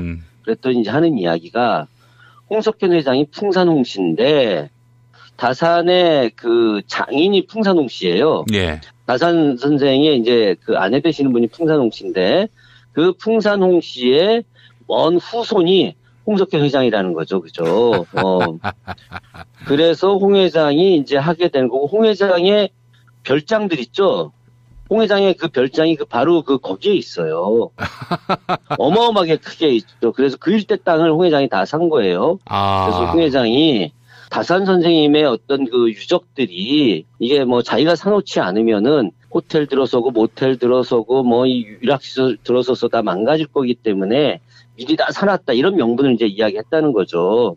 근데 뭐 그건 별로 중요하진 않은데 홍석현 회장이 초원관으로 주관을 하는데 풍산홍 씨 이야기를 꺼내는데 제가 들어보니까 그게 아닌 거야. 왜 그게 아닌 거냐? 다산연구소가 굉장히 중요한 연구기관이에요. 다산연구소라고 하는 데는 이 독자가 말이죠. 매일 아침마다 다산 전문가들, 우리나라의 굉장히 실천적 지식인들이 이렇게 칼럼을 써서 보내는데 몇십만 명이 받아봅니다. 그런데 그 몇십만 명이 굉장히 대부분이 어떤 그 개혁이라든가 민주주의라든가 이런 데 굉장히 관심이 많은 사람들이에요. 근데 이 사람들한테 얘기 보내는 다산연구소가 이제 굉장히 재정적으로 어려워진 거죠, 그죠? 왜냐하면 이 일이라는 게 아무리 열심히 하려고 해도 또 시류에 따라서 이렇게 도움을 받기도 하고 도움을 받지 못하기도 하고 그러거든요. 사실 예전에 이제 그 손학규 씨, 지금 이제 국민의당 대선 후보 되시는 분이 뭐 제가 봐선 지금은 이제 많이 그 퇴색을 했는데 물론 이제 경기도지사 할 때도 당시에 뭐 신한국당인가 하여튼 그 여당에 붙어서 있긴 했지만 당시 이분이 어쨌든 다산에 대한 흠모나 이런 것들 때문에 경기문화재단을 통해서 다산연구소를 많이 지원을 했었어요. 예. 그때는 이제 안정적으로 운영이 됐는데 그 뒤에 이제 그 뭐 다 세월이 많이 흘러가고 하면서 재정적으로 부족한 상태가 됐을 때 홍석현 회장이 박성무 이사장님을 찾아온 거죠. 찾아와서 다산연구소 우리 중앙일보사 건물 안으로 들어와라. 그래서 중앙일보사 안에 사무실을 만들어주겠다. 연구소를 만들어주겠다. 그리고 연구소 활동가 한 3명 정도의 급여를 이렇게 지원해주겠다. 그래서 다산연구소가 그 안으로 들어가게 된 거예요. 전 그때 처음 알았어요. 그때 2012년도에. 그리고 그게 들어간 지 얼마 안 됐던 거죠. 그러니까 사실은 홍석현 회장 입장에서는 다산연구소 지원비가 뭐 한 달에 얼마나 되겠습니까? 제가 봐서는 당시에 한 500 정도는 됐을 것 같아요. 그래요. 예, 넉넉하게 잡고. 뭐 500이 무슨 돈이나 되겠습니까? 그러나 다산연구소한테는 그게 굉장히 큰 돈이었던 거죠. 그죠? 예. 그런 측면에서 다산연구소에서도 아니면 홍석현 회장이 어쨌든 그 다산의 어떤 집안의 후손으로서 굉장히 중요한 일을 좀 하고 있고 또 다산 선생님에 대한 생각도 많이 하고 있고 또 다산을 현양하는 일에 열심히 하려고 하니 뭐 괜찮지 않겠느냐 뭐 이제 이런 생각을 이제 했을 수 있겠죠, 그죠? 그래서 뭐 홍석현 회장이 주는 그런 재정 지원이 좀 부담스러울 수 있겠지만 좀 받았다고 생각을 해요. 그런데 여기서 굉장히 중요한 건 뭐냐? 홍석현 회장이 다산연구소를 지원하고 다산연구소를 중앙일보 안으로 끌어들임으로 인해서 홍석현이라는 사람이 다산의 계승자가 된다는 거예요. 예. 그러니까 굉장히 많은 사람들한테는 딱 그 한 번의 모습이라고 하는 것이 야, 홍석현 이거 우리 옛날에 그 엑스파일 사건의 주인공이고 보광그룹 탈세 사건으로 감옥에 가고 재벌의 하나인 줄 알았더니 야, 이 사람이 이게 문화에 이런 마인드가 있는 사람이야? 이 사람이 다산을 개혁하는 실천적 지성이나 모습을 갖고 있는 건가? 이런 생각을 하게 된다는 거죠. 그죠? 예. 거기에 더해서 도올 김용옥이라고 하는 사람이 홍석현 회장과 함께 종문관을 했다라고 하는 사실이죠. 그죠? 이 사람이, 이 홍석현 회장이 또 얼마나 무서운 사람이냐. 예전에 도올 선생이 아주 지금처럼 대스타가 되기 전에, 물론 이제 예전에도 스타이긴 했지만은, 도올 선생이 1980년대 중반에 87년 6월 항쟁막이 할 때 나는 교수 때려친다. 학생들 앞에서 선언하고 나간 사람 아닙니까? 그죠? 예. 그러면서 이제 그때부터 유명해지기 시작을 했는데 그럼에도 불구하고 지금 같은 대스타는 아니었거든요. 예, 그런데 이 홍석현 회장이 일찍부터 도올을 이제 본 거죠. 그죠? 잘 알려지지 않은 이야기인데 도올 선생하고 지금 이제 양천갑인가에 국회의원하고 있는 김용태 의원이라고 있어요. 그 김용태 의원이 저하고도 인연이 있는 분인데 옛날에 이제 서울대학에서 학생운동 열심히 했고 진보운동 하다가 그러다가 이제 이재호나 이우재나 이런 사람들이랑 합쳐가지고 이제 거기 따라서 지금 여당으로 입성한 사람 아닙니까? 제가 지난번에 낯설 한번 하고 그래서 당신 정체성이 여기하고 안 맞으니 원래 정체성대로 지금 야당으로 가라. 이제 몇 번을 이제 술 먹으면서 얘기를 했는데 그때 이분이 나는 이미 글로 들어가기엔 너무 먼 길로 왔다. 이 안에서 개혁하겠다 이런 정도 이야기했는데 김용태 의원이 의원 되기 전에 그리고 도올 선생 나중에 문화예술위원회 위원장 했던 권영빈 이분을 당시 중앙일보의 10층인가에 제 기억에 의하면 따로 사무실을 두고 연구소를 만들어주고 거기서 재정 지원도 하면서 했다는 거예요. 이건 제가 김용태 의원한테 직접 들은 이야기인데 도올이라고 하는 사람도 일찍 홍석현이 이제 간파했다.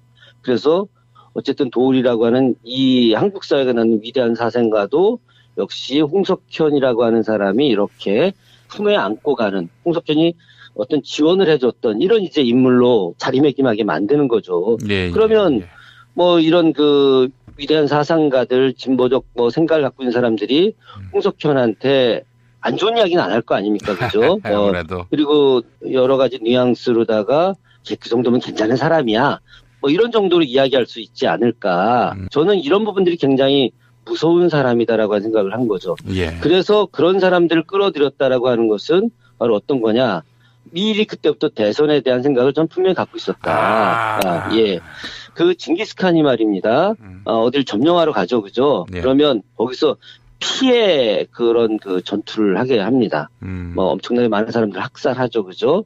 그런데 절대로 학살하거나 손끝 하나 되지 않는 사람이 그 나라의 사상가들 그리고 그 나라의 종교 지도자들이에요. 그러니까 이 사람들한테는 그 피해 학살을 하고 난 이후에 끊임없이 찾아가서 머리를 조아리고 그들을 자기 편으로 만들어버립니다. 그러면 그들이 학살된 백성들의 가족들한테 징기스칸의 아주 애둘러 칭찬을 하고 그러면서 징기스칸을 따라가자라고 하는 이야기를 하는 거죠. 그죠? 근데 도올 선생님이 홍석현 회장에 대해서 칭찬하는 이야기를 하거나 그런 건 아직까지는 없고 그리고 그렇게 하지도 않을 거라고 생각을 하지만 저는 홍석현 회장이 갖고 있는 내용들이 굉장히 무섭다. 그래서 이번에 리셋 코리아라고 하는 조직을 한번 보십시오. 그 리셋 코리아에 굉장히 많은 사람들이 들어와 있죠. 그죠? 문화예술계의 거목이라고 하는 고은 선생님도 리셋 코리아에 들어와 있고, 그리고 태백산맥의 저자였던 조종래 선장도 아마 리셋 코리아에 들어와 있던 것 같은데, 제가 정확한 건 모르겠는데, 제가 예전에 한번 리셋 코리아 명단 한번 본 적이 있었는데, 그 리셋 코리아에 들어가 있는 그런 문화예술인들, 그리고 사회 저명가, 대학 교수의 군들이 굉장히 한국 사회를 정신적으로 좌지우지할 정도로 대단한 사람들이에요. 이런 사람들이 홍석현과 함께하고 있다라고 하는 사실 자체만으로, 이 사람들이 그렇다고 해서 홍석현 회장이 대통령에 뭐 출마한다 했을 때 뭐 옆에 나가고 피켓 들고 함께 운동해 줄 거냐? 전혀 그렇지 않아요. 네. 전혀 그렇지 않지만 이 사람들이 홍석현 회장과 함께 대한민국을 새로 바꾸려고 한다라고 하는 이야기를 하는데 참여했다라고 하는 사실만으로도 저는 굉장히 중요하다고 보는 거죠. 그래서 무섭다는 거예요. 홍석현 회장이 리셋 코리아 선언문을 직접 낭독을 했는데 그 내용을 읽어보니까 만만치가 않아요. 이 사람이 준비를 많이 했다. 그래서 저는 홍석현 회장이 지금 어떤 생각을 갖고 있는 거냐에 대해서 제가 이제 며칠간 사실 생각을 해봤어요. 이 사람이 과연 뭐 우리 흔히 하는 이야기대로 대선에 나올 거냐, 아니면 누군가 대선을 지원할 거냐. 가령 이제 뭐 많은 사람들이 그렇게 이야기하죠. 대선을 지원을 할 가능성이 높다. 그저께 박지원 그 국민의당 당대표가 홍석현 회장 정도면 대선 주자로 충분하다. 자기도 그렇게 생각을 한다. 그런데 지금 시기적으로 너무 늦지 않았느냐. 그래서 본인은 대선 주자를 후원하고 그 뒤에 일종의 뭐 상황 형식처럼 뭔가를 하려고 하는 게 아니냐. 물론 이제 상황 이런 표현은 쓰지 않았지만 어쨌든 그 박지원 국민의당 대표는 홍석현 회장이 대선 주자로 나오려면 일찍 나왔어야 된다. 이런 생각을 이제 한다는 거죠. 그래서 일각에서는 이제 홍석현 회장이 안희정 씨를 지지하지 않겠느냐, 지원하지 않겠느냐, 이런 이야기도 많이 있죠. 그렇죠? 왜 그러냐면, 안희정이라고 하는 사람이 최근에 이제, 언론에 여시제에 함께 한다라고 하는 것 때문에 좀 약간 논란이 있었거든요. 그죠? 그 여시제라고 하는 것이 이명박, 홍석현의 거의 같은 합작품 내용이라고 좀 많이들 이야기되고 있는데, 거기에 이제 이광재 전 강원지사하고 안희정 뭐 들어가 있으면서 여야를 넘어서는 어떤 통합의 모임 뭐 이런 이야기 하는 거고, 그래서 이제 안희정 지사가 지금 이제 연정하겠다. 그러니까 이제 문재인의 어떤 이야기들이 오해다. 나는 개혁의 어떤 그 의지가 있는 사람이라고 한다면 누구와도 하겠다. 뭐 이렇게 이야기하는 부분들. 그러니까 이런 이야기라고 하는 것이 단순하게 안희정이 그냥 나온 것이 아니라 사실은 그 뒤에 홍석현이라는 사람의 어떤 생각이 존재하는 것이 아니냐라고 하는 세간의 의혹들도 사실은 있어요. 그런 측면에서 안희정 씨를 지원하려고 하는 것이 아니냐라고 하는 이야기도 있고, 또 어떤 언론인은 예전에 이제 그 동아투이에서 활동했었던 언론인이 쓴 글을 보니까 그렇지 않고 이제 문재인을 좀 지지하고 그 속에서 나름의 어떤 지분을 갖고 그 뒤에 차기를 노리려고 하는 것이 아니냐라고 하는 뭐 이런 이제 생각이 있지 않느냐라고 하는 이야기도 있는데, 저는 좀 약간 다른 생각을 갖고 있어요. 근데 이 제 생각은 우리 청취자분들이 듣기나 아니면 선생님이 듣기에 너무 황당할 수 있다. 이런 이야기를 먼저 좀 드립니다. 어떤 생각을 제가 좀 최근에 하게 됐냐면은, 홍석현이 굉장히 무서운 인물이다라고 생각을 좀 하고, 저는 홍석현 회장이 MB와 손을 잡은 것 같다. 그래요? 네, 저는 이제 그런 생각을 하는 거죠. 최근에 이제 그 최순실 쪽에서 계속해서 이건 기획된 거다. 막 이런 이야기 하죠. 그죠? 근데 이 최순실 쪽에서 기획된 거다라고 하는 그런 의도들, 이제 이런 부분들을 우리가 한편으로는 살펴봐야 되는데, 이건 그냥 제 가정이고 상상인 거죠. 그죠? 저는 그 홍석현 회장, 그 이재용이 홍석현을 내쳤다. 저는 전혀 이렇게 보지 않고 있고, 저는 거꾸로 이제 그 홍석현이 삼성도 먹으려고 한다에 저는 한 표를 더 두고 있는 입장입니다. 저는 처음부터 그 아예 삼성 자체를 먹으려고 하는 의도가 저는 홍석현한테 분명히 존재한다. 그러니까 대통령이 아니면 삼성 먹으려고 하는 두 가지 수요 중에 하나다. 그런데 저는 이제 JTBC와 태블릿 PC가 나왔는데, 사실 이 점에 대해서 이제 JTBC가 아주 명확하게 설명을 했죠. 그죠? 명확하게 설명했지만 그런데 이 JTBC가 태블릿 PC에 대해서 약간의 이제 궁금한 점도 없지 않아 있는 것도 사실이거든요. 사실 제가 지난 탄핵정국에는 의도적으로 뭐 이런 이야기는 꺼내지도 않았는데 저 역시도 이제 이 홍석현의 작품이 아닐까 하는 그런 생각도 많이 했어요. 저는 어쨌든 이 작품들이 MB가 갖고 있는 거대한 기획들 속에서 저 MB가 이제 실패한 것이 반기문 아닙니까, 그죠? 예. 이 반기문은 저 박근혜 정부가 반기문을 끌어들이려고 한 것보다 저는 MB가 반기문을 키우려고 한 거라고 저는 더 생각을 하거든요. 왜냐하면 지금 문재인 정권에 들어서게 되면 그 MB 시대의 어떤 그 여러 가지 적폐 문제 4대강부터 시작해서 무기 구입도 그리고 소위 말하는 통상 외교라고 하는 뭐 이런 여러 부분들에 대해서 조사 들어가지 않겠습니까, 그죠? 예. 저는 그 MB가 빼돌린 돈이 뭐 천문학적이라고 보고 있고 그런 측면에서 다음 정권에서 MB는 반드시 조사해서 구속시켜야 된다. 뭐 이런 생각을 하고 있는데 그런데 그 MB가 만약에 자기들이 원하는 정권을 만들게 되면 그건 조사해서 넘어가게 되는 거죠, 그죠? 그 뭐 선생님도 충분히 다 예견하시고 말씀하시는 내용들이니까. 그런데 이제 반기문 실패하는 과정에서 물론 이제 그 전에도 계속 여러 가지 변수에 대한 고민을 했을 텐데 그런데 박근혜 정권이 계속 유지가 되면은 다음 정권은 어떤 방식이든지 절대 들어설 수가 없다. 그러니까 이제 자기네가 원하는 정권으로 그러면 이것을 갖다 내줘야 된다. 내주는데 짧게 내주자, 짧게. 그러니까 지금 이 탄핵 정국을 이제 경험해 본 거죠, 그죠?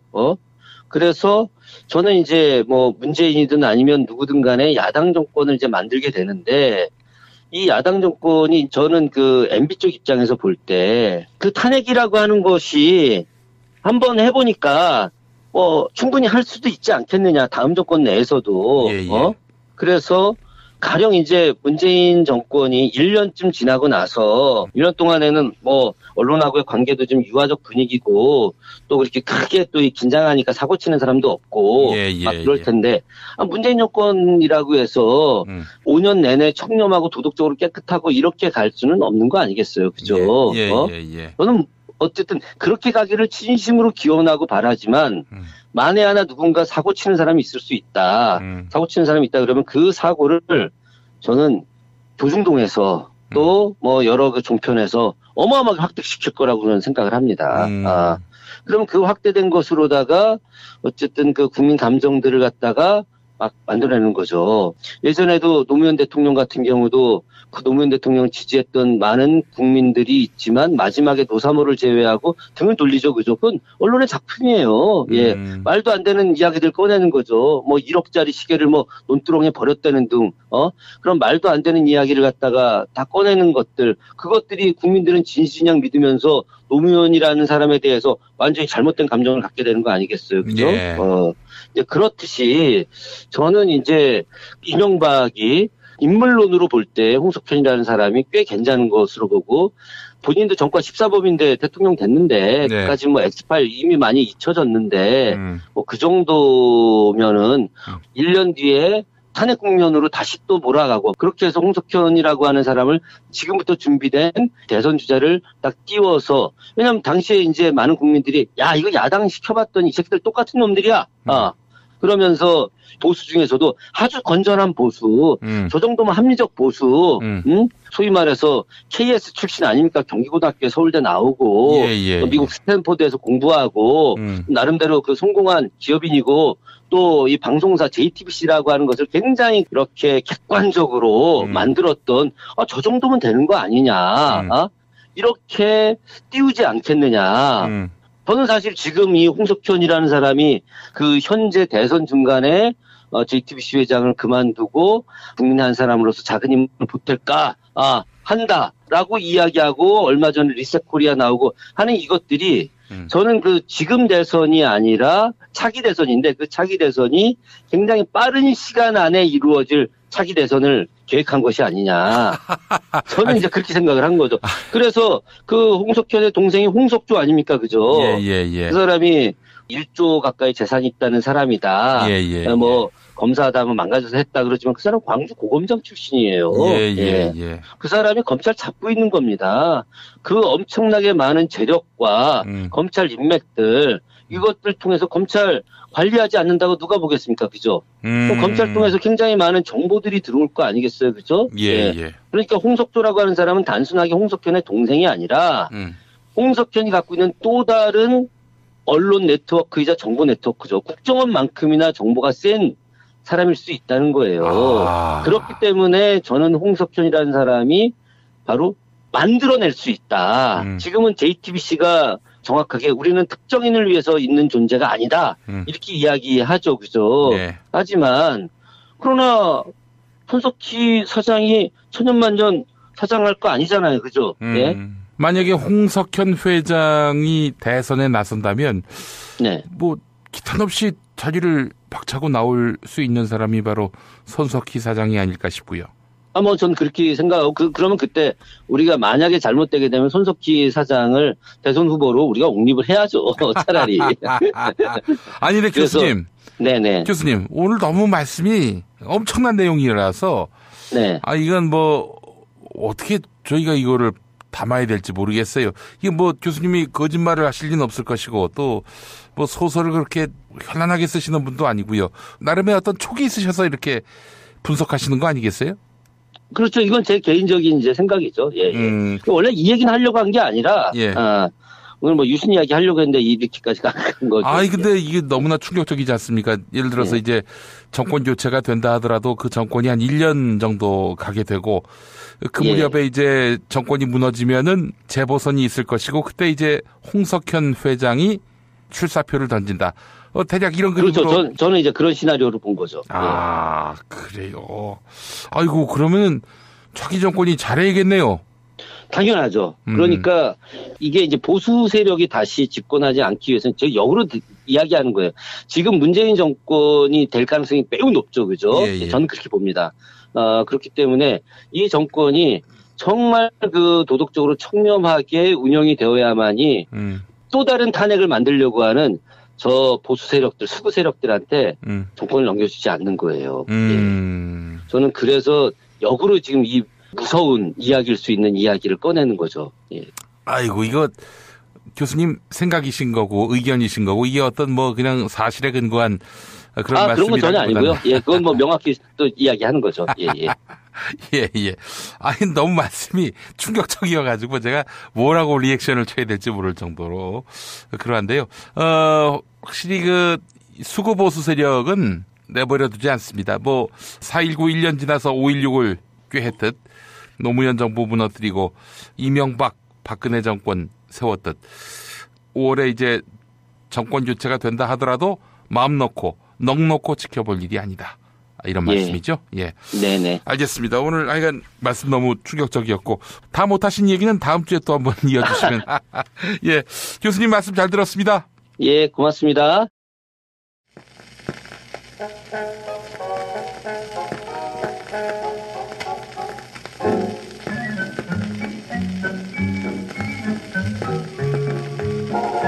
천여일 만에 세상 밖으로 모습을 드러낸 세월호. 오늘도 세월호와 뗄래야 뗄 수 없는 노래를 골라봤습니다. 가수 김장훈 씨 잘 아시죠? 세월호 참사로 세상을 떠난 단원고 학생의 못다 이룬 꿈을 이루어준 고마운 분입니다. 이보미 양. 생전에 거위의 꿈을 불렀고 이걸 동영상 기록으로 남겼는데요. 김장훈 씨가 이걸 싱글 앨범으로 만들어준 것입니다. 이 작업은 쉽지 않았습니다. 그해 세상을 떠난 신해철 씨가 6년 만에 신곡 활동을 뒤로 하고 열흘 동안 이보미 양의 생전 음원에서 목소리만 뽑아내는 작업을 했습니다. 이 밖에도 거위의 꿈의 저작권자인 이적 씨와 김동률 씨, 반주를 기꺼이 내준 인순이 씨의 도움도 있었습니다. 김장훈 씨는 보미는 이제 자신이 꿈꾸었던 가수가 됐고 하늘나라에서 무지개가 됐을 것이다. 이렇게 말했습니다. 그러면서 김장훈 씨는 당시 대통령 박근혜에게 유가족을 품으라고 당부했습니다. 들어보시겠습니다. 대통령도 일이 많으시겠죠. 근데 이 일은 대통령이 직접 나서서 하지 않으면 절대로 해결할 수가 없는 일이고, 제발 오십시오. 제발 오셔서 대통령이 오세요. 오셔서 뭐라 그럴 사람 없습니다. 계란 안 던집니다. 물 안 뿌립니다. 오셔서 정말 마음으로 유가족들을 껴안고 들어가시라고. 누가 들여보냅니까? 저분들 들여보내시고 내가 이제 알아서 하겠다고. 그 한마디가 아마 대통령 임기 5년 동안 하신 일 중에 가장 성군다운 행동이 아닐까. 이거는 간청입니다. 간청.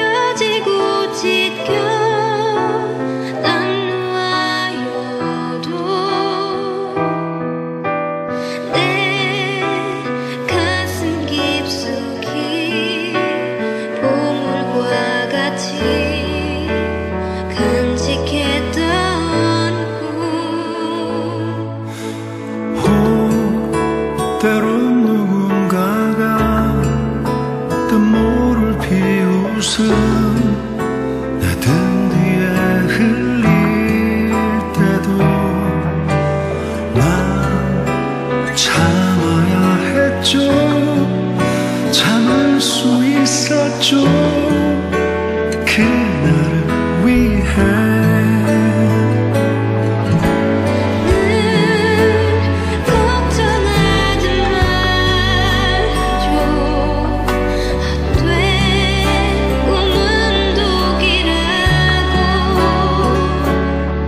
세상은 끝이 정해진 책처럼 이미 돌이킬 수 없는 현실이라고.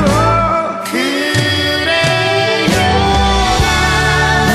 난 꿈이 있어요. 그 꿈을 믿어요.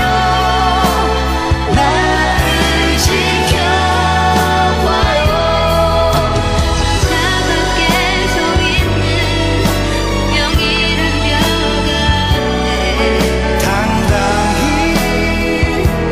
마주칠 수 있어요. 언젠가 그 벽을 넘고서 저 하늘을 높이 날을 수 있어요. 이 무거운 세상도 나를 묶을 순 없죠. 내 삶의 끝에서 웃을 그날을 함께해요.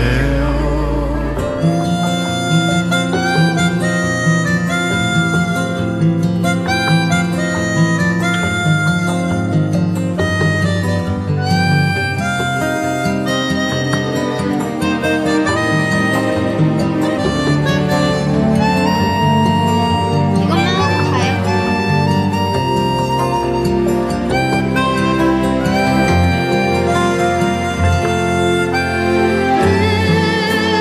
걱정하지 말아줘. 헛된 꿈은 독이라고.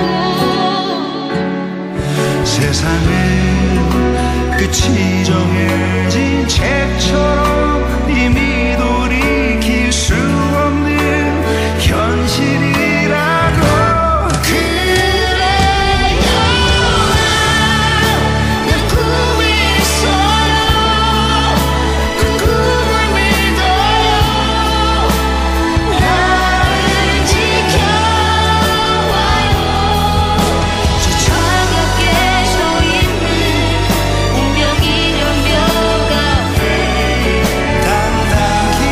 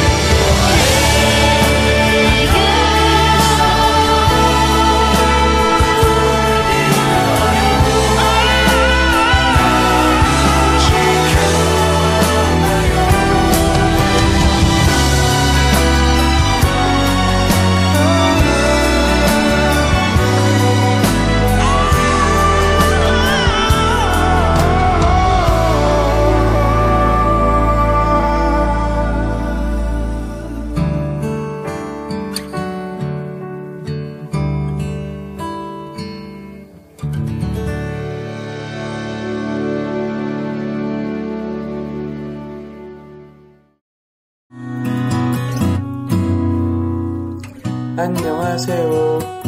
주광래 중고차 돌아온 오늘의 한마디. 한 20년 전에는 물을 사먹는다는 것은 생각도 못했습니다. 그럼 앞으로 20년 뒤에는 지금 생각도 못했던 무엇을 돈 주고 먹고 하고 있을까요?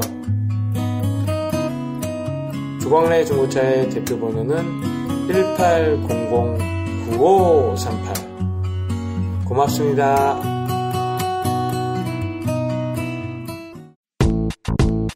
생활인을 위한 꿀팁.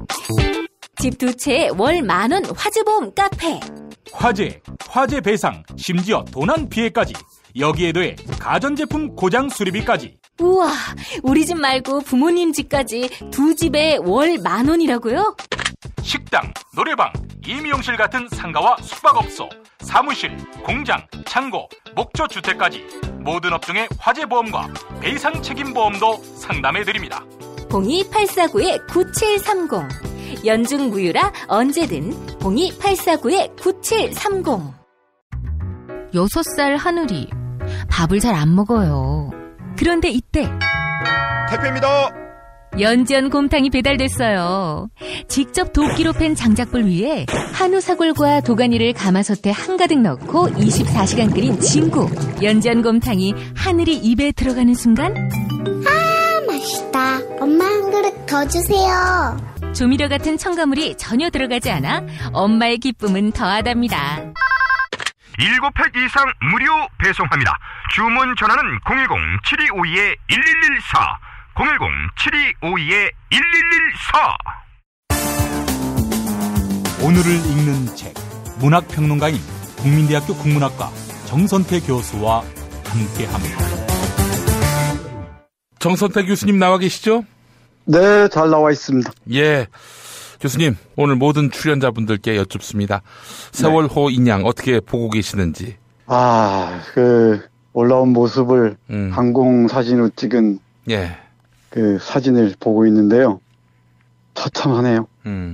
대한민국이라는 나라의 모습을, 그 속들이 만신창이가 된 모습을 그대로 정말 거대한 은유로 보여주는 것 같습니다. 이게 대한민국의 민낯이다 이렇게 표현해도 무리는 아닐 것 같습니다. 네, 아마 대한민국의 화려한 화장을 걷어내고 나면 아마 저런 모습이 아닐까 싶습니다. 예. 사건 직후에 의지만 있었다면은 금방 인양할 수 있었다라는 해양 전문가와의 인터뷰가 있었는데요. 3년씩 묵혀둔 그 아주 사악한 의도, 이것도 역시 분명히 심판을 해야 될 것이 아닌가 싶습니다. 네, 말문이 막힙니다. 예. 저걸 어떻게 제대로 수선할지. 해서 오늘은 다른 책을 준비했었는데 아무래도 이 세월호 얘기 좀 해야겠습니다. 예. 개인적인 말씀을 잠깐 드리자면은 제가 2014년도에 이 동네 저희 아이가 다니는 학교에 학부모 회장을 했었습니다. 예. 네, 대단한 지위였죠. 그 학부모 회장을 하면서 4월 달에 이 세월호 사건이 터졌어요. 그때였군요. 제가 바로 비상대책위원회를 꾸리고 또 비상대책위원장까지 겸임을 했습니다. 예. 권력에 좀 탐욕이 있었던 것 같습니다. 예. 1년 넘게 여러 학부모들과 또 마을 주민들과 함께 열심히 세월호와 관련된 활동을 했습니다. 예. 그 비상대책위원회를 꾸리고 하는 과정에서 우리가 여러 가지 서명운동도 받고 스티커도 만들고 했는데 그 과정에서 아이들을 구하라라는 이 스티커를 만들어서 배포하고 중심으로 해서 많은 그 사람들과 만나고 했었습니다. 이 아이들을 구하라라는 말을 제가 이 아이디어를 내고 그 글씨를 신영복 선생님께서 써주셨어요. 아이들을 구하라 하고 밑에 노란 배가 있는. 그때 이 아이들을 구하라를 떠올린 건 이 루신의 글을 통해서였습니다. 이 루신의 소설 광인일기가 있습니다. 예. 중국 최초의 근대 소설이라고 얘기하죠. 오늘은 그 루신의 소설 광인일기와 루신의 에세이집 무덤에 실려 있는 지금 우리는 아버지 노릇을 어떻게 할 것인가 라는 그 에세이 두 편을 가지고 짧게 말씀드리겠습니다. 그 광희는 미칠 광자 할 때 광이겠죠? 네, 그렇습니다. 네. 광일기를 짧게 요약해드리면 이렇습니다. 나라는 그 화자가 일기 형식으로 쓴 건데요. 예. 누군가가 자기를 다 노리고 잡아먹으려고 하는 것처럼 보인다는 거예요. 그러니까 강박증이 시달리는 거죠. 예. 뭐 자기 형까지 나를 잡아먹으려고 하고 자기 이웃은 물론이고 중국 역사는 서로가 서로를 잡아먹는 식인의 역사였다는 걸 얘기합니다. 역사책을 뒤져보니까 곳곳에 인의 도덕, 그러니까 인의나 도덕이란 말 사이사이에 식인이란 말이 다 새겨 있는 걸 알아요. 그러니까 중국의 권력은 인의와 도덕을 내세우면서 사실은 민중들을 잡아먹었다는 진단이죠. 무시무시한 그 중국 역사에 대한 비유를 읽을 수 있습니다. 짤막한 단편이지만 사실 이 소설은 세계적으로도 아주 유명하고요. 중국에서도 뭐 지금까지도 많은 사람들에게 필독서로 알려져 있습니다. 이 중국의 역사를 식인의 역사, 노예의 역사로 판단하고 이 식인의 역사와 노예의 역사를 극복하고 나올 수 있는 방법이 무엇인가를 고민하는 소설이라고 할 수 있겠는데 여기에서 루신이 마지막에 하는 말이 바로 아이들을 구하라입니다. 제가 여기서 힌트를 얻어서 우리 비상대책위원회 하나의 슬로건으로 내세웠던 건데요. 이 식인에 아직 길들여지지 않는 그런 아이들을 구해야 중국의 미래가 비로소 열릴 수 있다는 게 루신의 판단이었던 것 같습니다. 그 마지막 구절인데요. 조금 읽어보면 이렇습니다. 나 역시 인간이다. 놈들은 나를 먹고 싶어진 것이다. 물어 뜯어버리기 전에는 직성이 풀리지 않는다. 나를 무서워하는 것 같기도 하고 나를 없애려고 하는 것 같기도 하였다. 나는 머리끝에서 발끝까지 소름이 오싹 돋았다. 놈들이 완전 채비를 갖추었구나 생각하였다. 인간을 먹는 것이 나의 형이다. 나는 인간을 먹는 인간의 동생이다. 자신이 먹혀버린다 해도 여전히 나는 인간을 먹는 인간의 동생이다. 4,000년의 식인의 역사를 가진 나. 처음에는 몰랐으나 이제는 알았다. 참된 인간 얻기가 어려움을. 인간을 먹은 일이 없는 아이가 아직 있는지 모르겠다. 아이들을 구하라. 이렇게 끝납니다. 예. 사실 세월호를 보면서 자본주의의 이 속살, 속내를 고스란히 볼 수 있었고요. 이 부패와 결탁한 세력들이 어린 생명들을 잡아먹었던 거죠.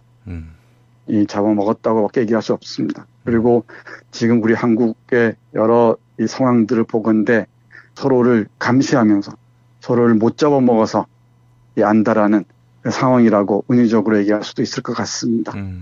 그래서 우리 세월호의 진실을 밝히는 게 결국 우리 미래 세대에게 좀 더 나은 재산을 물려주기 위해서가 아니겠습니까? 예. 그러니까 어른들이 아이들에게 어른들 잘못이라고 요구할 게 아니라 아이들을 위해서 또 아이들을 해방시키고 정말 아이들의 주장에 귀 기울이고 그럼으로써 비로소 어른 노릇을 할 수 있다는 글이 바로 지금 우리는 아버지 노릇을 어떻게 할 것인가입니다.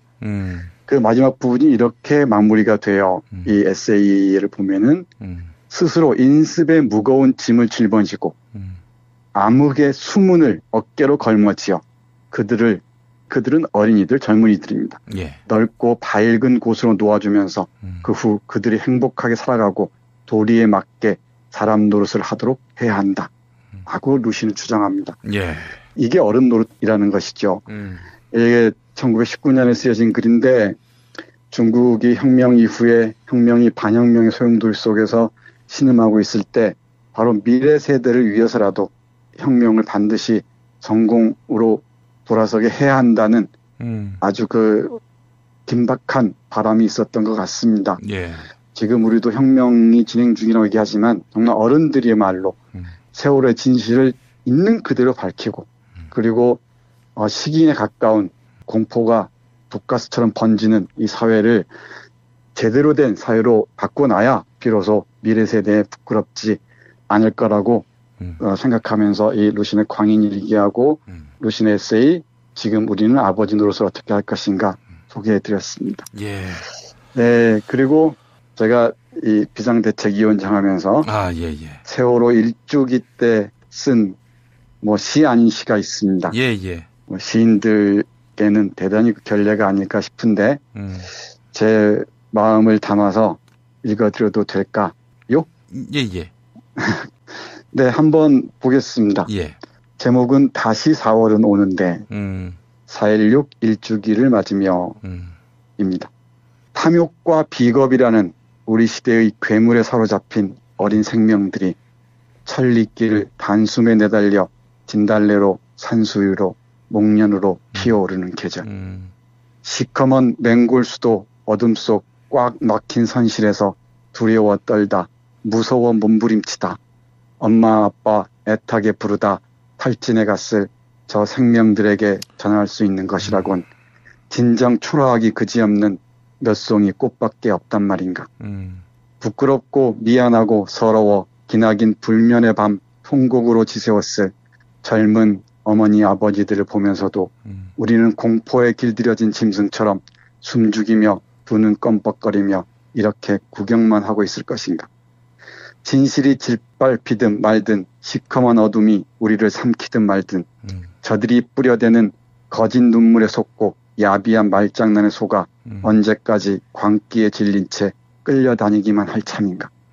진달래꽃 앞세우고 목련꽃 더불어 4월은 또 오는데 욱신거리는 몸 피멍든 마음 달래지 못해 짓무른 눈가를 다시 적시는 어머니를 찾아 아버지를 부르며 붉은 슬픔 하얀 설움으로 아이들은 오는데 공갈과 협박에 찢기고 조롱과 냉소에 짓뭉개진 진실을 끌어올리지 못하고서야 어찌 꽃망울로 되살아오는 아이들의 눈망울을 마주할 수 있을 것인가. 이 땅에서 살아갈 우리 아이들의 물음에 뭐라 대답할 것인가. 4월은 또 오는데 잊지 않겠다는 약속, 가만히 잊지 않겠다는 약속 있는다면 우리가 머물 곳이라곤 정녕 저 컴컴한 바닥 속밖에 없으리라. 정녕 저 뒤집힌 국가의 밑바닥밖에 불안에 떨며 시름하는 수밖에 없으리라. 네, 이렇게 마무리되는 이 부끄럽지만 제 속마음을 표현한 짤막한 글이었습니다. 세월을 보면서 이런저런 생각을 많이 하게 되는데 이 만신창이가 된 저 배와 같은 우리 대한민국의 이면들을 이 부패와 타락으로 얼룩진 그 흉터들을 어떻게 이 가라앉히고 또 새살을 돋게 할지 세월을 보면서 이런저런 상념이 교차합니다. 예. 교수님 오늘 말씀 잘 들었습니다. 네, 감사합니다. 예. 김용민 브리핑과 함께하는 브리핑 대리운전 1522-9687 1522-9687 수익금 일부는 김용민 브리핑 드라마 악인 열전 제작비로 쓰입니다. 박근혜가 구속되면 1회 공짜 이용이 가능한 대리운전 브리핑 대리운전 브리핑 대리운전 번호 잊지 않으셨죠? 1522-9687 1522-9687 저는 오늘로 대통령직을 사퇴합니다. 서로 돕고 이끌어주는 문자당.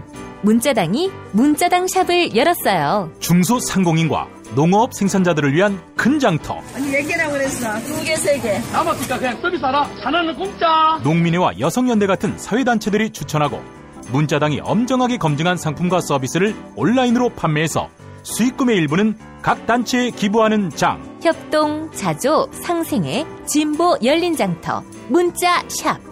포털이나 SNS에서 문자당을 검색하세요.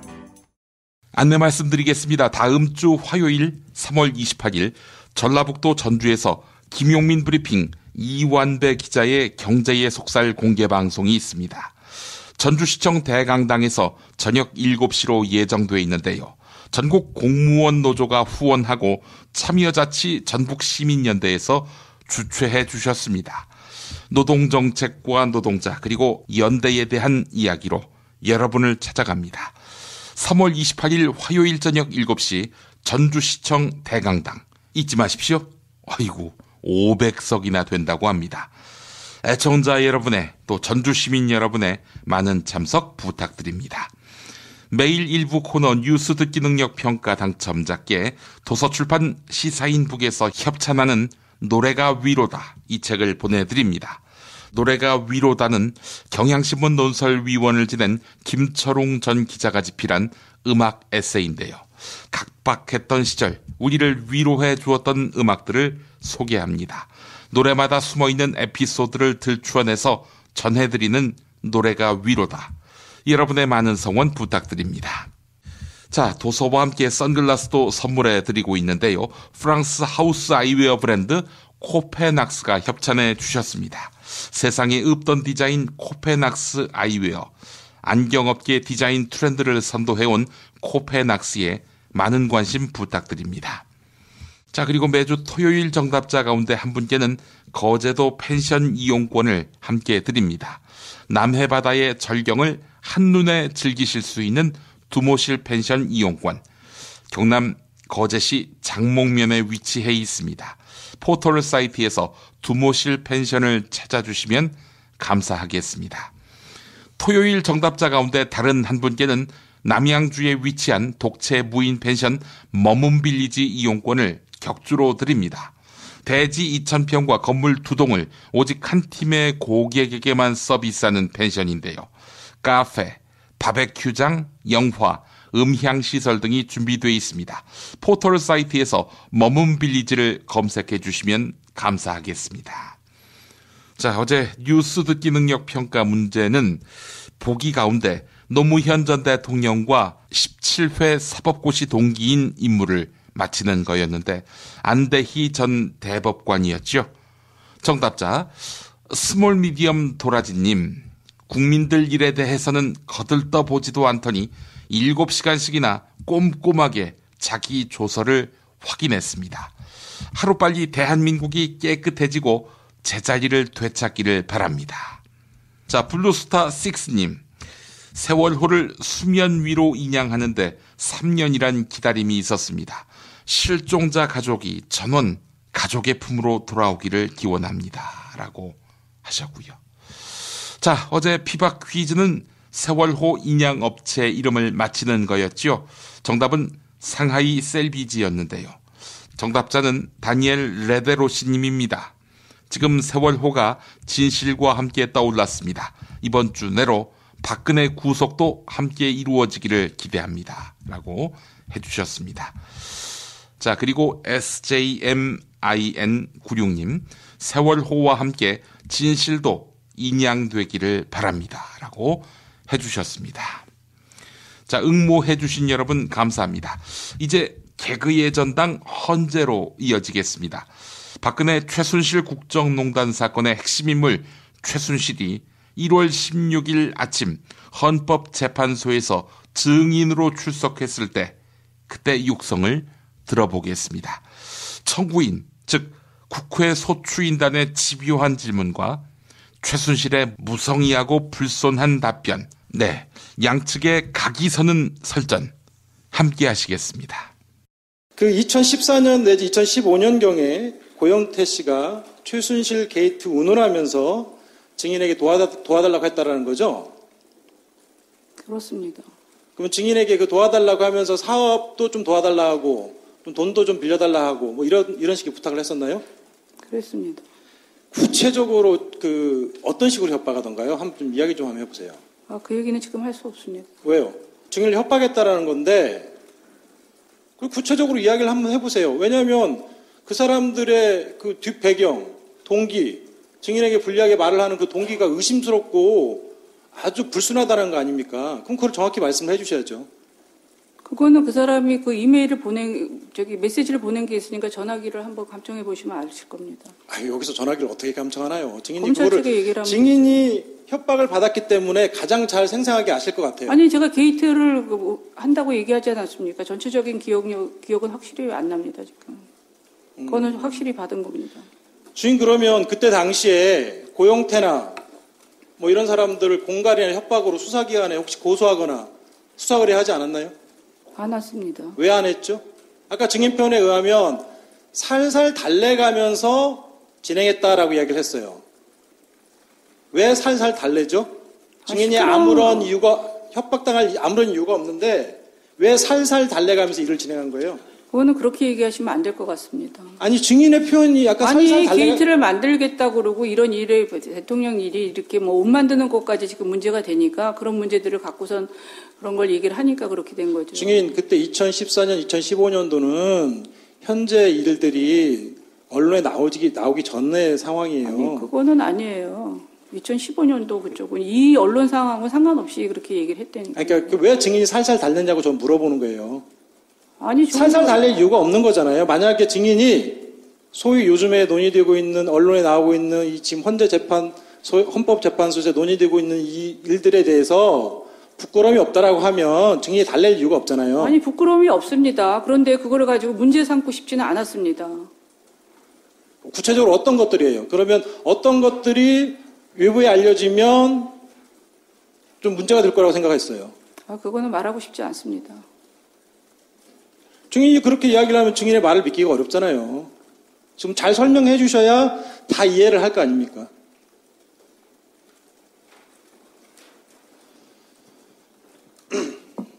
아까 제가 설명을 드렸습니다. 저쪽에.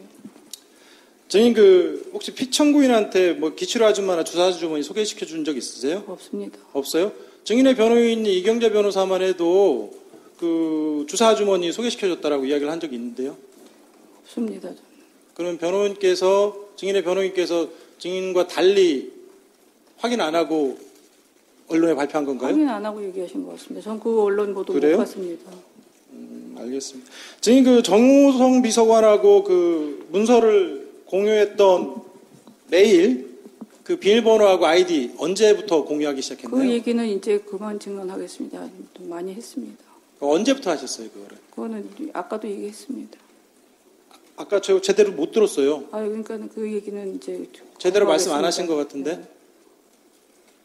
언제부터 공유했는지 그것 좀 시기 좀 이야기해 주실 수 없나요? 네, 지금 기억이 잘 안 납니다.